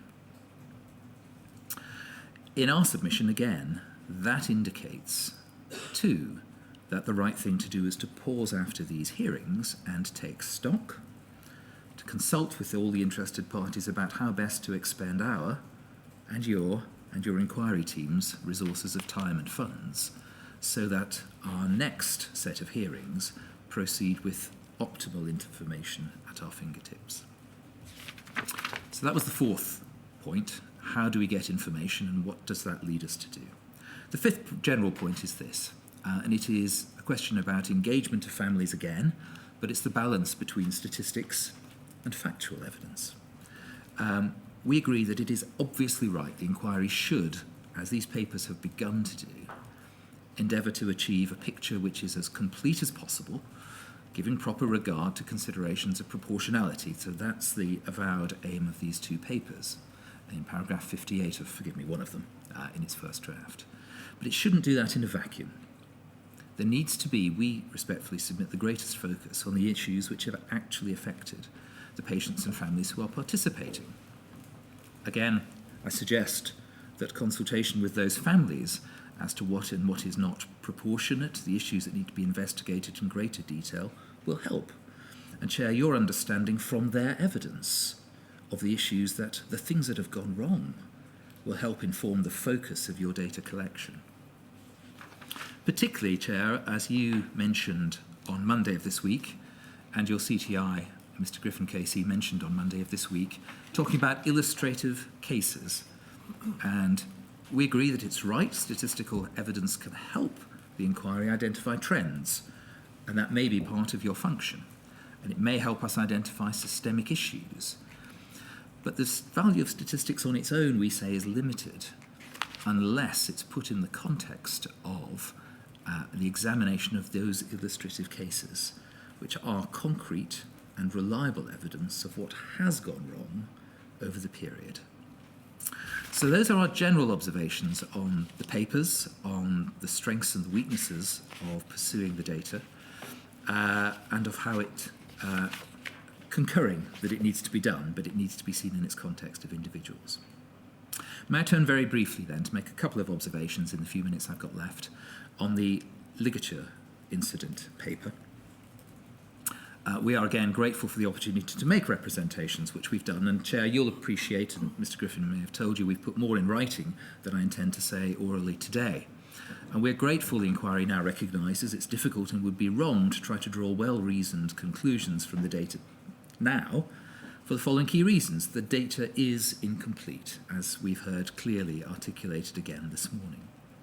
It contains errors and inconsistencies, and there are flaws in the data gathering process, we think.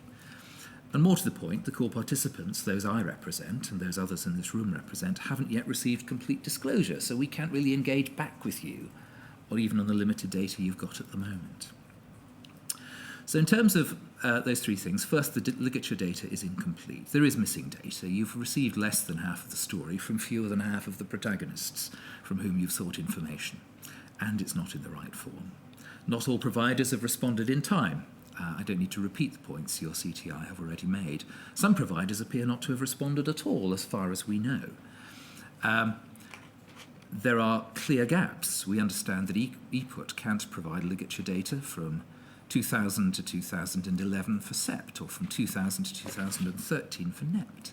And there are significant gaps. Again, I won't go through the detail because your Counsellor to the Inquiries helpfully illustrated them and on the papers, in the gaps that the Priory, for instance, have provided to you already. But we do observe, again, in the context of time and expedition, those providers appear to have been given about 5 weeks to assimilate 24 years' worth of data. And those questions which your inquiry team have put to them appear to group together both qualitative and quantitative data. And it may not be surprising that we are at an early stage. So we're grateful for, and we urge continuing caution in trying to analyse partially complete data when the vast majority of missing is missing. First of all, if it were to have been deployed publicly, it would have clothed it with a dignity that it didn't deserve.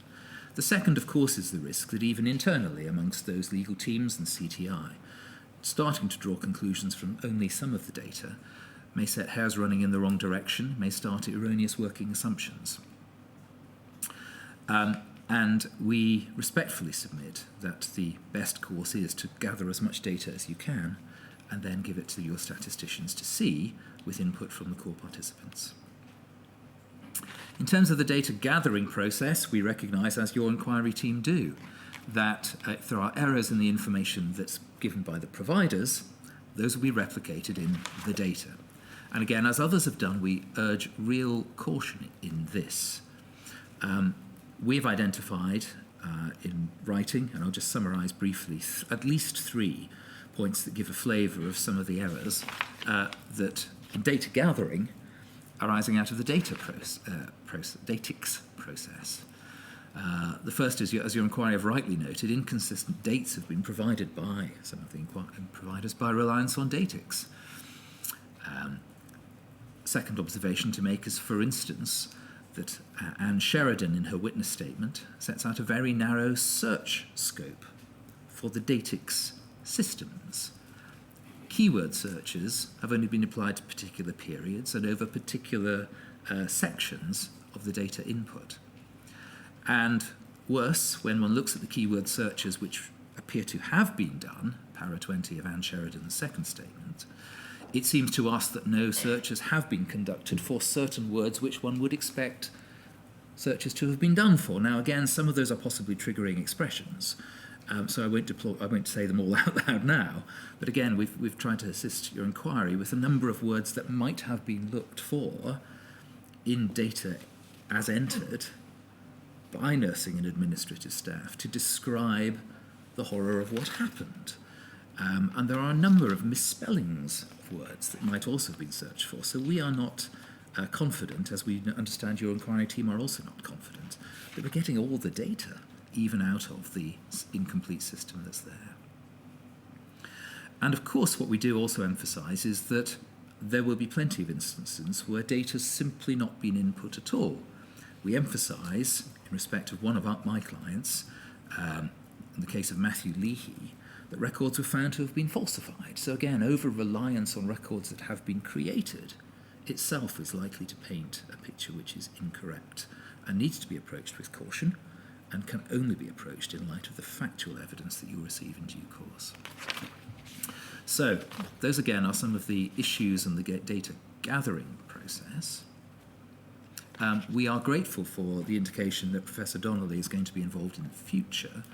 What we haven't heard clearly, but we hope is the case, is that Professor Donnelly and her team will have been involved in formulating the questions that have been put so that the shape of the data that the inquiry receives is in a shape which your expert statistician feels she will be able to work with in future.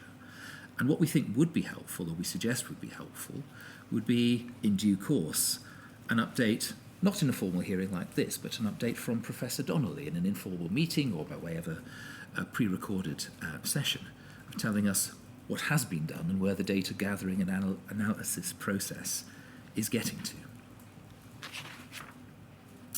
Finally, in relation to the issue of ligatures, I do come back more specifically to the need for full disclosure to core participants of what the inquiry's got already. Because, as I say, we're grateful for what the team has done, but our ability to engage with it is limited by not having seen all of the material you've got so far.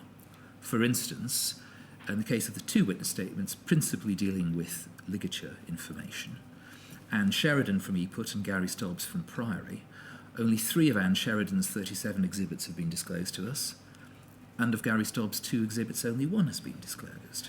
And we understand, the inquiry tells us, they may not all be necessary for these hearings, but that partial disclosure of exhibits curtails our ability to comment helpfully on this update from your council team of what's happening. And that comment applies to both papers, ligatures and absconsions. And it also applies to the extent to which we can put useful, sensible, helpful, we hope, Rule 10 questions to those witnesses. If we can't see what their exhibits are, we are very much handicapped in how we can engage in the process. And again, the original draft of your council to the inquiry's paper on ligatures references a number of exhibits that aren't disclosed. We've identified in writing for your team at least 27, which we believe the inquiry is currently taking into account, but haven't yet been disclosed to CPs. So there is a limit to how we can engage with you. There's a limit to how we can be able to engage with you if we don't have that better disclosure. So the overwhelming picture for the ligatures paper, if I may summarise it this way, is we are grateful for where your team have got to, and there is a lot more collaborative work to be done. Could I turn very briefly then to the absconsions paper?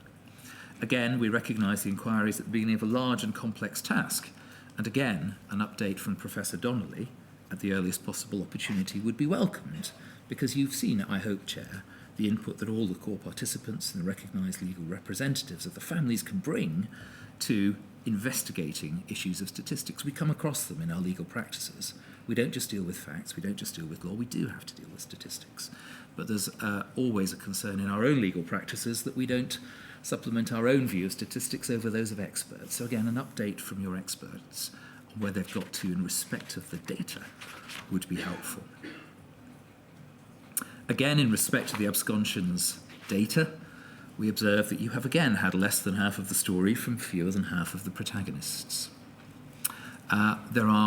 We've seen from the statements you've been given, some absconsions for which the providers say they can't identify the person who is involved, and a manual check needs to be done.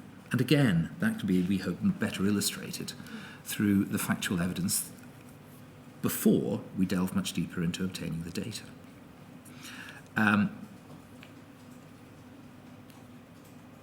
And we repeat again in this context that engaging with the family and family core participants will, we hope, give you insight and perspective on the data that you're gathering.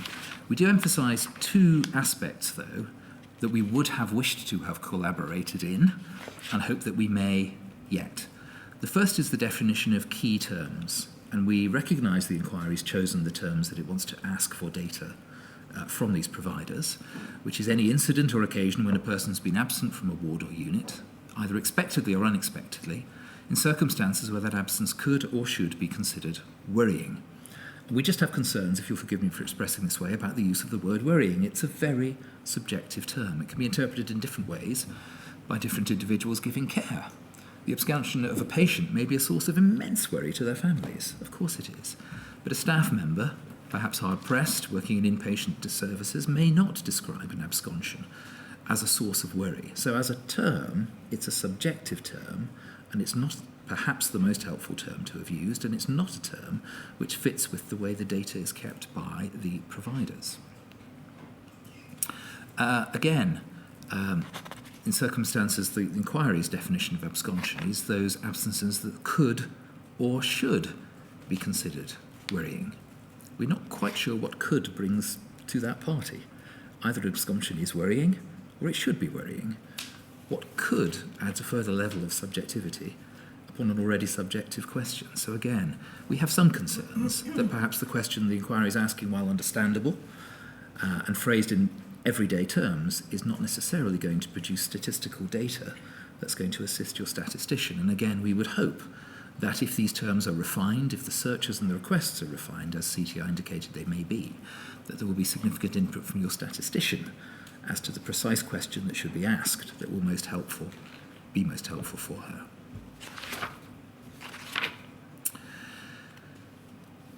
We observe, and I'll mention only to pass over briefly, again, the lack of data, it seems, on attempted absconsions, the conflicting definitions that those who provided material for you already use as to absconsions, as to what seriousness is, as to what harm might be, and the inconsistencies in the data. And we absolutely concur with your counsel to the inquiry that further, clear, focused inquiries need to be made, with a clear, strong insistence from you, Chair, that these inquiries are answered swiftly. But again, what we need is time for us all and your statisticians to consider that material before we decide before you, Chair, can decide what happens next.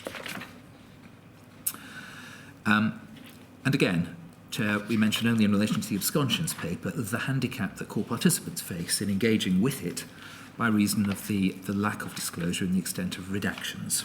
And again, we mention, without criticism, but as a matter of fact, that it was only on the 24th of April that we received another 724 pages of the exhibits to the second statement of Dr. Carale from EPUT, giving us some more details about what a procedure might be, how they define an absent without leave procedure.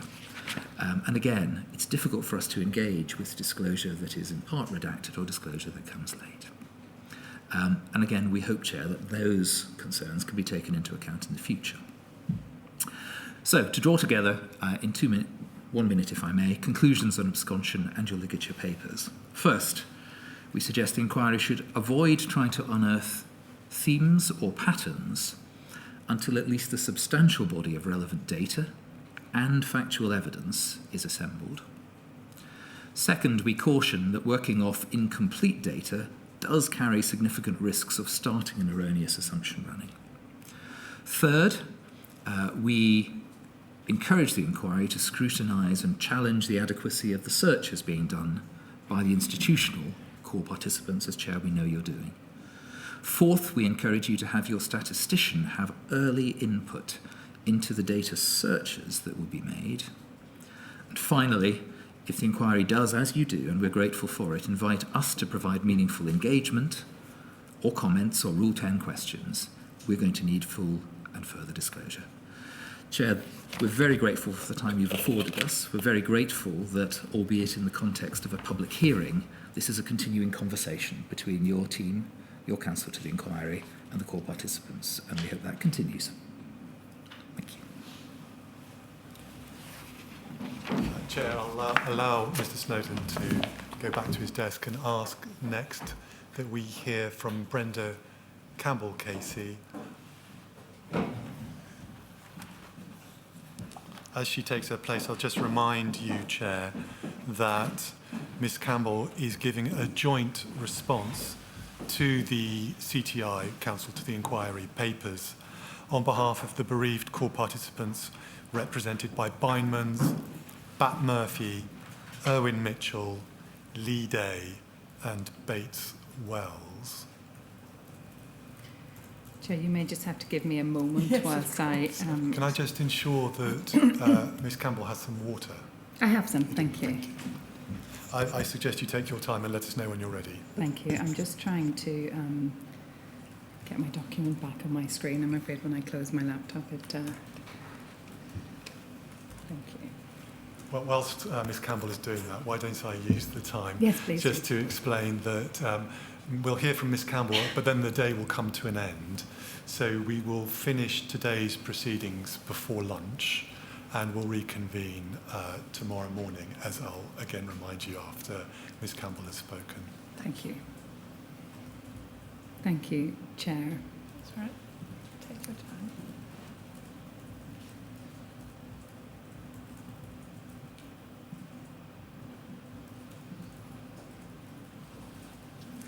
The first reminder of the sometimes preference to have things printed out, but we are almost there.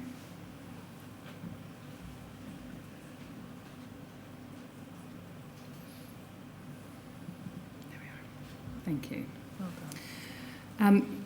Chair, you have requested joint oral submissions in response to both the abscondment and ligature paper on behalf of core participant bereaved families represented by Bindmans, by Bat Murphy solicitors, by Irwin Mitchell solicitors, Lee Day solicitors and Bates Wells. And can I say at the outset that I'm very grateful to all my colleagues for their assistance in identifying the issues that we would wish at this stage to bring to your attention on behalf of those families and individuals whom we collectively represent.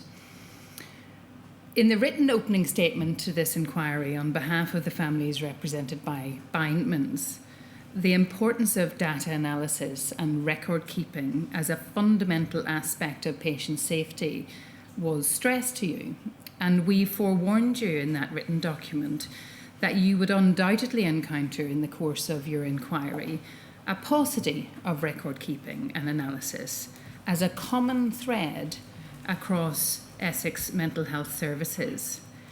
And if I may say so, it comes as no surprise to many bereaved families that here we are on day 2 of commencing to hear evidence in week 1 of the evidential phase of your inquiry, that we have already hit that buffer. We reminded you in our written opening that in February 2020, following their inspection of care quality at St Andrews Healthcare, the CQC then noted that staff were, and I quote, not completing intermittent observation records in line with the provider's policy and procedures, that they did not record levels of observations accurately, that they had not completed sections on forms, they, quote, did not record all risks, and did not always report incidents appropriately.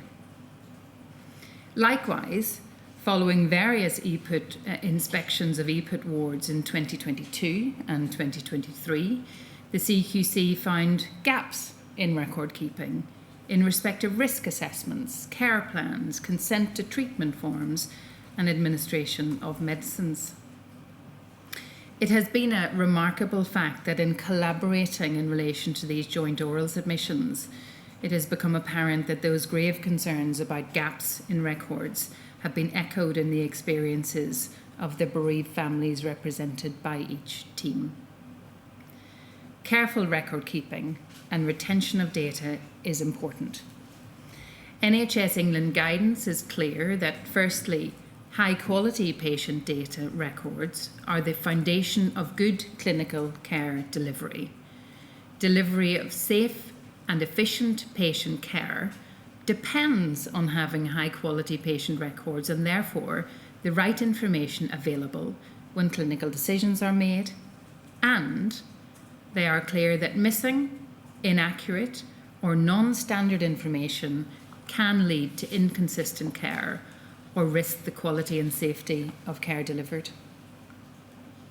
Chair, where some individual records are incomplete or are inaccurate, the cornerstone has been laid for failures in care, risk and safety management which can place vulnerable individuals at serious risk and tragically fatal risk.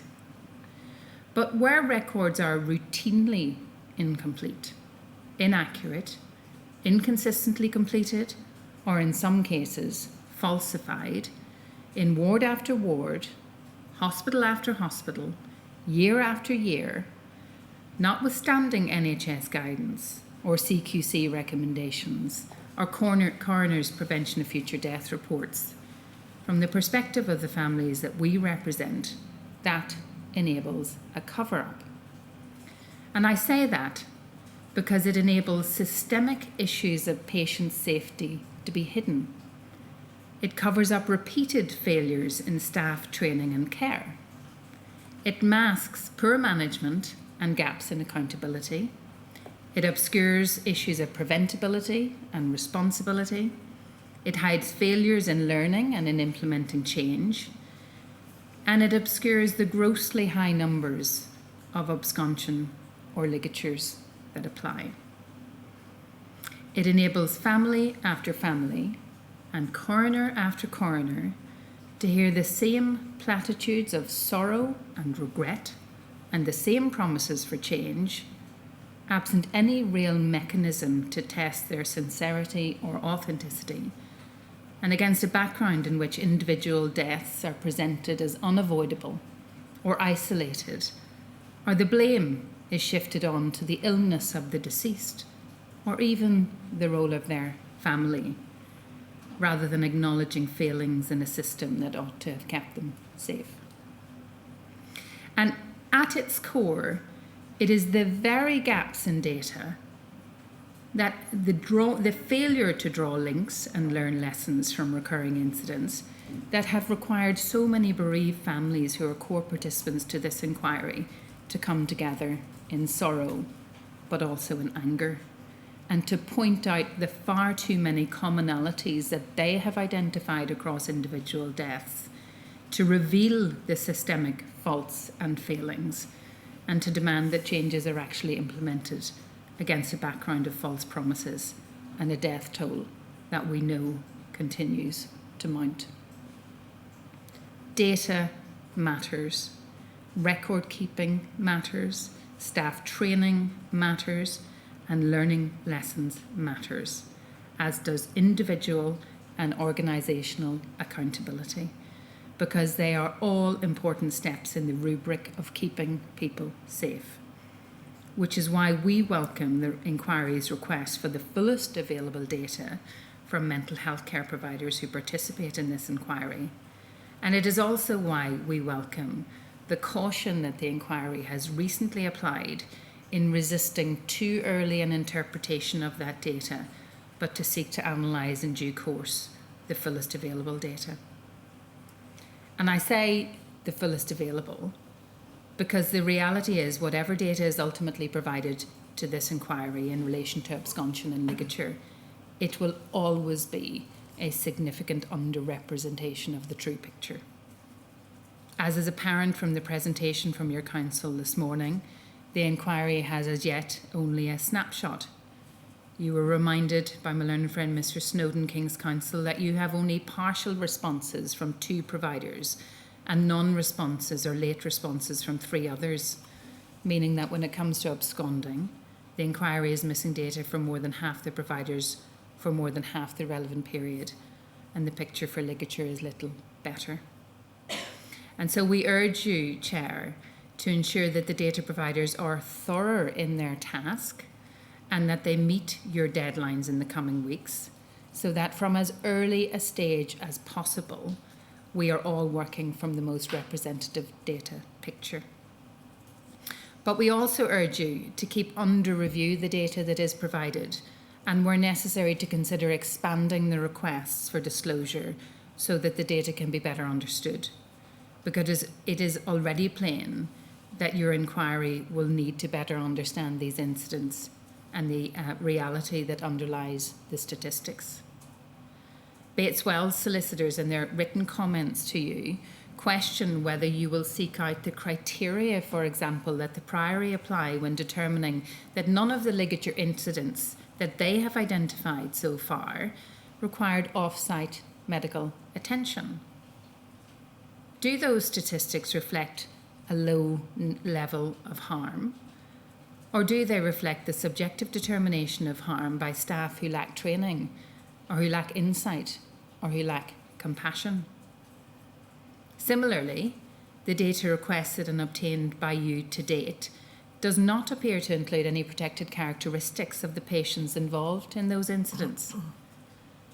On behalf of Bindmans, we raised our concerns in both written and oral submissions to you in opening about the disproportionate impacts of inpatients based on race, sex and gender.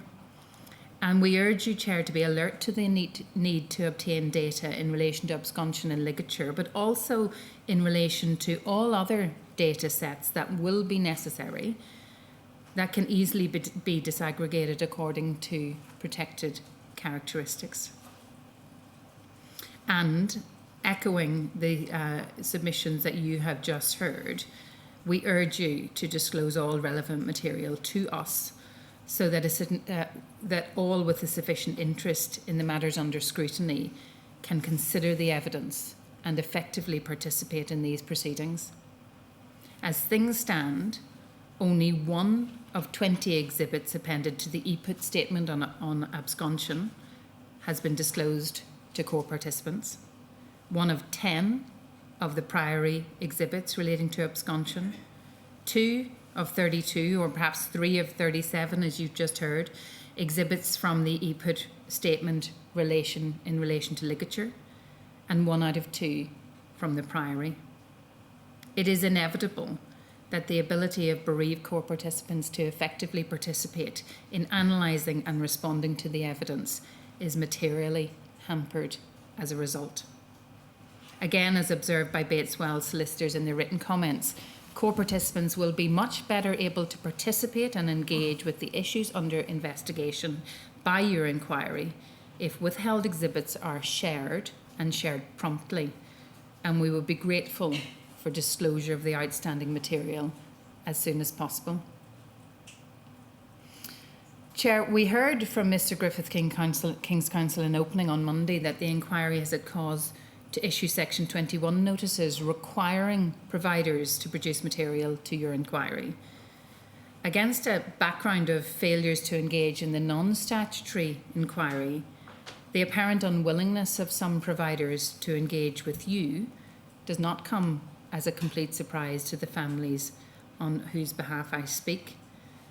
And whilst it is, of course, reassuring that the inquiry has taken prompt action faced with non-engagement, it is important to the bereaved families that those examples of dismissive or obstructive behaviour are made public, to expose those who continue to shirk their obligations, and to ensure maximum transparency on the part of your inquiry so that there is continued confidence of the core participants in the inquiry processes. It would be, we contend, entirely possible to publicise a list of those in receipt of Section 21 notices while simultaneously making clear those notices that have been issued off the back of a positive request for such a notice from providers, and we urge you to do so. Chair, a word on scrutinising the material that has been disclosed. It's already plain that the material held by providers will be voluminous. It's also already plain that the material will require close scrutiny, both for accuracy and completeness. As I've already indicated, the inadequate record keeping of providers, and particularly EPUT, has long since been exposed and criticised in inquest proceedings, and has been a source of frustration and anger for the families that I speak on behalf of. In almost all of their cases, inquest proceedings revealed incomplete records and or a failure to record incidents of ligature or absconsions properly or at all. We note that in written submissions, Inquest has raised similar concerns to you, bringing to your attention several Essex cases in which datex reports were not completed following absconding or ligature incidents, and cases in which even when datex reports were completed, they were incomplete or too limited details were provided.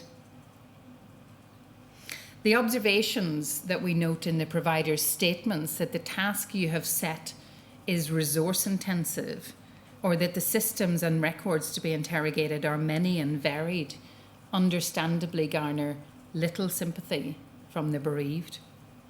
EPUT and other providers have known, not least because they have been repeatedly told of the importance of record keeping, of analysing and acting upon issues revealing systemic failures or requiring urgent change. And yet statements to this inquiry give the distinct and undoubtedly true impression that in responding to your Rule 9 requests, providers are undertaking this first deep dive into records to provide a full understanding of what the data reveals, very much for the first time. Chair, 3 points arise as a result. Firstly, it's instructive that despite far too many deaths arising from absconsion or ligature, and notwithstanding the CQC reports, PFD reports, prosecutions, notwithstanding mergers, new management apparently intent on taking root and branch improvement, and notwithstanding the requirements of this inquiry in its previous iteration, the tasks of retrieving, analysing and categorising the data appears to be underway, as I say, very largely for the first time. That there appears to have been no earlier internal attempt to carry out this analysis from the perspective of the families whom we speak on behalf of undermines any suggestion of a genuine desire on the part of Essex Mental Health Services to learn lessons. Secondly, at least when it comes to absconsion, EPIT claims in 2022 and followed up in 2024 that there was a review of absconsion events in inpatient services. That review included incident reports, albeit limited to those on the DATEX system of which we have heard, prior to 2022 and then between 2022 and 2024. It's not clear to us on the disclosure that we have currently been provided with that the inquiry has full details of that initial review and follow-up. But plainly, Chair, you will want to obtain that and consider it with care, not only in terms of outcomes and learning, but in terms of the extent to which any data analysis by EPIT reveals a thorough interrogation of what was and what wasn't recorded on the DATEX system, and what that says about EPIT's ability to learn lessons or implement change internally. Thirdly, but of no less importance, many have reasons to doubt both the ability of the providers to properly internally audit the records and to produce reliable results. That doubt is grounded in past experiences of incomplete data searches or missing disclosure, but it's also grounded in a fundamental concern as to whether the DATEX system is being used appropriately to record incidents of absconding or ligature or indeed other incidents. As raised in the written observations from Bindmans and echoed in the submissions from Inquest and those on behalf of Irwin Mitchell solicitors, data extracted from the DATEX system and any analysis of it needs to be approached with a high degree of caution. And that's not just because of the risk of, as we've heard this morning, human error. It's because of the risk of systemic failings in record keeping, in staff training, in ward culture, and so on. And so, Chair, we suggest that you may wish, in consultation with the bereaved core participants, to identify a means to carry out a more detailed interrogation of the use of DATEX reports by reference to specific case examples in order to explore whether the data disclosed by providers in reliance on DATEX is in fact accurate or presents a true picture of all relevant incidents, because we have reason to believe it won't. And I'll elucidate that, if I may, by some of our own family experiences.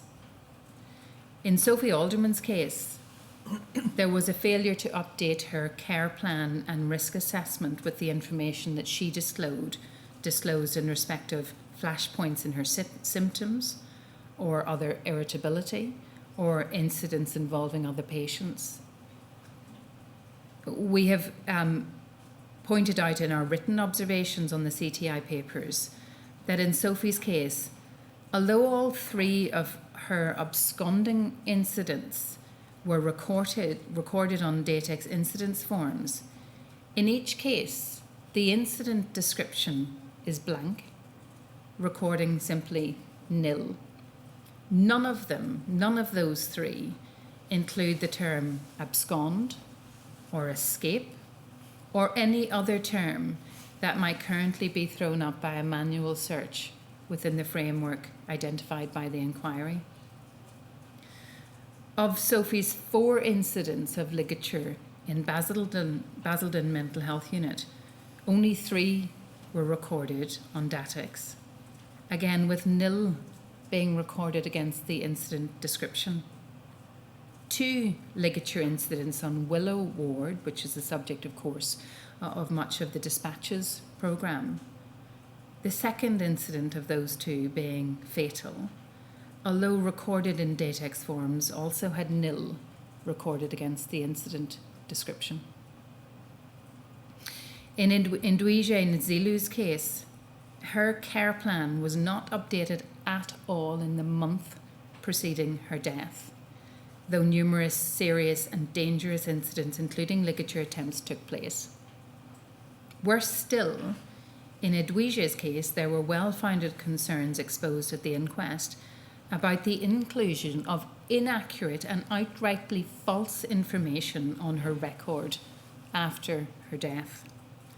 It's a stark example of possible manipulation of patient records and raises real concerns about the accuracy of other records and the reliability of the data that you will be in receipt of. Ndwije ligatured 9 times on Colne Ward of St Andrew's Healthcare, including when she died. 6 of those were within 2 weeks of her death. They were recorded on Datex.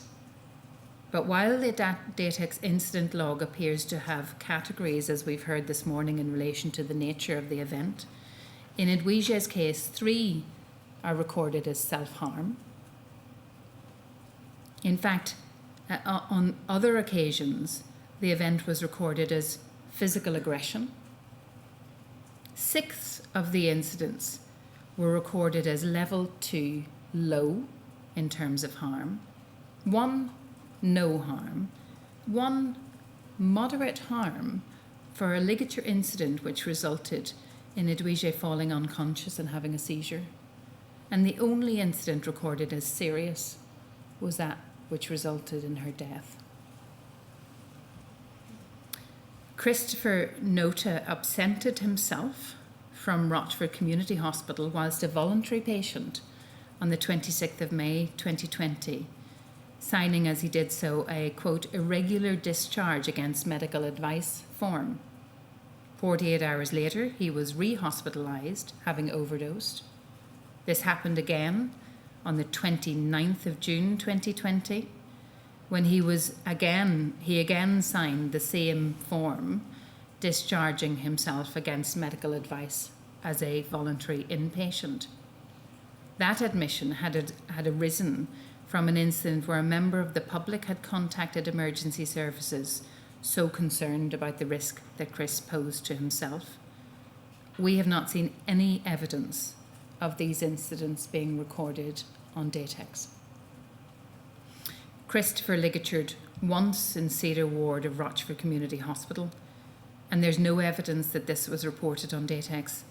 His mother only learned of the incident after Chris's death, when her lawyers spotted an entry in his daily medical records. Chair, just 3 patients on as many as 5 different wards in 2020 and 2022, and the gaps or risk of gaps in data are already plain to see. That's why we say that whatever figures are ultimately obtained and considered by this inquiry, they are bound to be a significant underrepresentation of the true picture. And it's also why we caution against an over-reliance on Datex forms. And we urge you to work with the bereaved to identify where there are gaps and why. You will also have noted, Chair, that in Erwin Mitchell's written comments on your papers, made on behalf of Michelle Boroff, the physical and security vulnerabilities of the ward in question on which her son was detained was highlighted. We saw yesterday on the dispatches programme, Miss Boroff's son Jaden absconded from the Linden Centre on the 23rd of October 2020, where he was detained. He was able to follow a member of staff through 3 secure locked doors and out of the facility. Within 2 hours of leaving, devastatingly, he was struck by a train and died. In addition to a host of other shortcomings, Both the Trust's internal investigation and the subsequent inquest into Jayden's death identified weaknesses in the physical security of features of the Linden Centre as a contributory factor to his absconsion and to his death, including ward layout, poor nursing sightlines, the absence of any airlock system in the doors. In her opening statement to you, Mrs. Boroff also highlighted the failure to share Jayden's risk of absconsion with staff, a stark reminder of the failures in staff training and in lessons learning, amongst other issues. Lydia Fraser Ward, represented by Bates Wells solicitors, remains concerned that her family have seen no notes, records or data for any treatment her sister Pippa Whiteward received whilst in the care of Essex Mental Health Services. To the best of their knowledge, no such information was made available to the coroner either. Set against a background in which the family is concerned that in other settings there were retrospective updating of Pippa's wider records, both in relation to a serious ligature incident and a decision to send her home on leave, during which time she would go on to take her life. The lack of documentation continues to generate concern and understandable mistrust. In relation to definitions and absconsions, the analysis of the experiences of those who died reinforces the need for clarity on terms such as absconsion and indeed ligature and harm and near miss. In relation to the definition of absconsion, concerns are really to be found in the experience of Chris Nota. Well, would an irregular discharge, in his case against medical advice, count as an absconsion under your definition? In relation to Pippa Whiteward, would the worrying circumstances in which Pippa was sent home on leave rather than be transferred to a local hospital, as was planned, fall within the inquiry's definition of absconsion? And if not, how will those ill-advised discharge decisions or leave decisions be examined and captured by the inquiry? We also share the real concerns raised in inquest's response about the inquiry's current definition of absconsion, including, as you've heard this morning, the requirement that the absence could or should be considered worrying. We echo the submission that you've just heard, that that's an entirely subjective criterion, and it appears inconsistent with definitions historically applied by the Trust under scrutiny, and so might well, on a review of the records, require someone to apply a personal view or a subjective test on the basis of what is likely to be limited information. And it might well therefore exclude incidents that were objectively absconsions because they were or are deemed not to be worrying. We endorse to you inquest's suggested definition of absconsion at paragraph 14 of their written submissions, but observe that it could be expanded to cover a wider range of incidents. We suggest, and we will put this in writing, that an absconsion is any situation where any patient is absent without agreement or planned leave, or has not returned from leave at the agreed time, or, in the case of voluntary patients, have absented themselves from the ward, contrary to medical advice. And we further endorse, but don't repeat in these oral submissions, inquest observations, that thereafter the results could be examined under three broad categories: those that resulted in death, those that resulted in some harm, whether physical or emotional, and those that resulted in no harm. In terms of the definition of ligature, we again commend to you the written observations of inquest at paragraph 27 to 30 of their written submissions. We suggest it's important for this inquiry to provide clarity on the definition of an inquest of a ligature for the reasons raised by inquest, as well as the reasons raised in the written submissions of Bates Wells solicitors.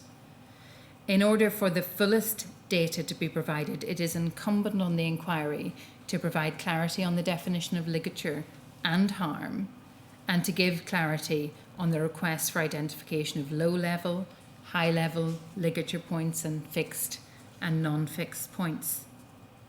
It is also going to be important, as stressed by Bateswell solicitors, to seek information on the nature of items used to ligature and to delineate results, as I've said, in relation to fixed and non-fixed ligature points, so as we can best assess risk management and lessons learned.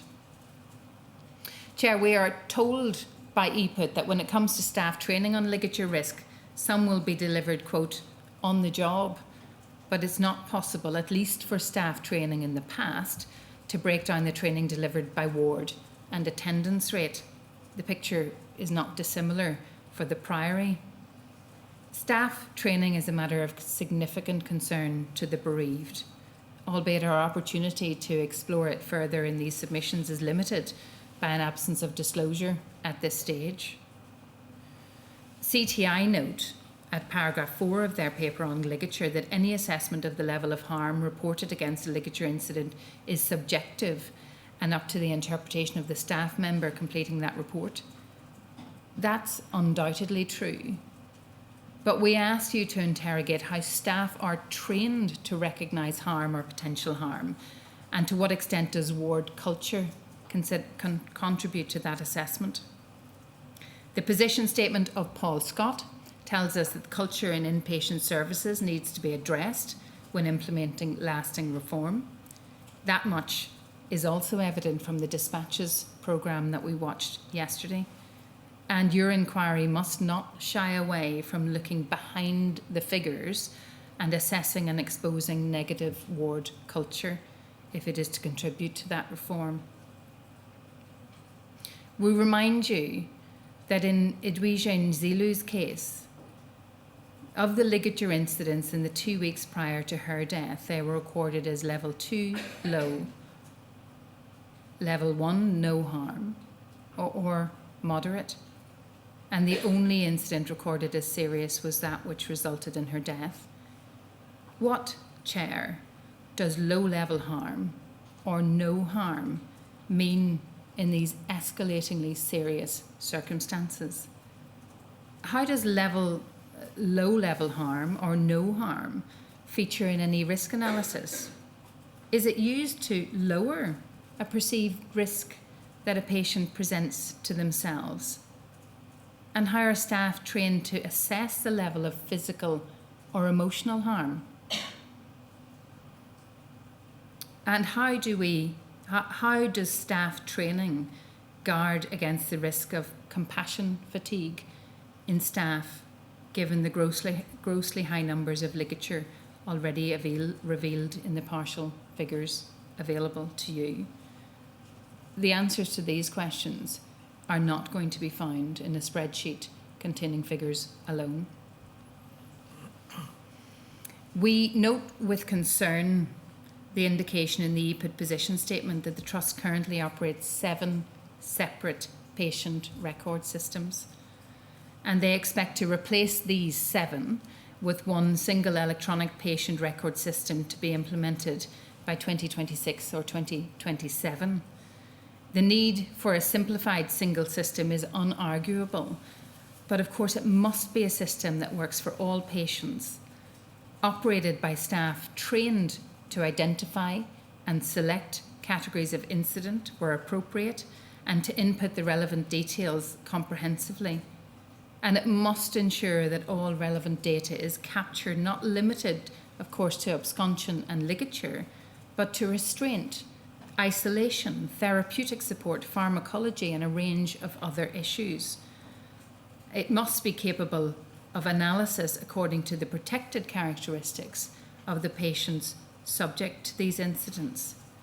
And we very much hope that the lessons learned in this inquiry by the interrogation of the facts and figures and what happened beneath them, which should start now, will contribute to the effectiveness of that system. Chair, briefly touching on lessons learned before my concluding remarks. As part of your request for information on absconsion and ligature, you asked for disclosure of a range of internal, external and independent investigations, as well as evidence of corporate action and learning. Much remains to be provided to your inquiry, and nothing has as yet been disclosed to the bereaved core participants, so there's a limit to the extent to which we can engage at this stage. But we observe that the impression given in Paul Scott's position statement at paragraph 60, that inquests and prevention of future death reports, that internal and external audits or inspections, or incident reports and investigations have been reviewed and considered as part of EPUT's 2023 to 2025 Patient Safety Incident Plan, and have in turn contributed to the 10 ongoing safety improvement plans, will need to be considered with care by this inquiry.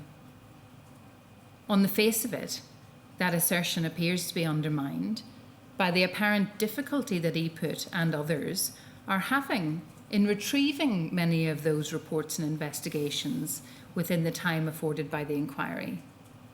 But we also observe, with very considerable concern, given what we already know from the limited data that has been produced, that there appears to be no safety improvement plan in relation to absconsion. And so, in conclusion, we recognise that the questions raised by your counsel, concluding both the ligature and absconsion papers, are deliberately broad, are deliberately non-exhaustive, and it is right, of course, that your inquiry should approach these topics broadly and with an open mind as to where they will lead and what conclusions can be drawn and therefore what changes must be implemented. But we do remind you, in light of the position statements that you have received so far and will continue to receive, that in looking closely at what happened in the past, current practice must also be scrutinised to determine whether it's adequate and what more can and must be done to keep patients safe in a therapeutic environment that provides patients with the necessary support and treatment to enable them to go on to live full and happy lives. It was in part for that reason, the analysis of past versus current practice, that you were urged, in fact, by me in opening to obtain position statements, not as a platform for individuals or organisations to paint a rosy or an improving picture, but so that the current position can be tested, so that lines of accountability are clear, and so that your inquiry can make recommendations that can and will be implemented. And it's for that reason that we remind you that within the next steps questions that are quite rightly set out in your absconsion and ligature papers, it's important not to lose sight of the next steps in terms of current practice. And we urge you to examine how the provider's current practices, procedures, and ward environments ensure that failings, which very sadly we know are ongoing failings, are identified and addressed so that current and future patients are safe in their care. Thank you. Thank you. Thank you very much. Chair, that is the end of our proceedings today. The hearings will start again tomorrow morning at 10 a.m. when we'll be hearing about inquests.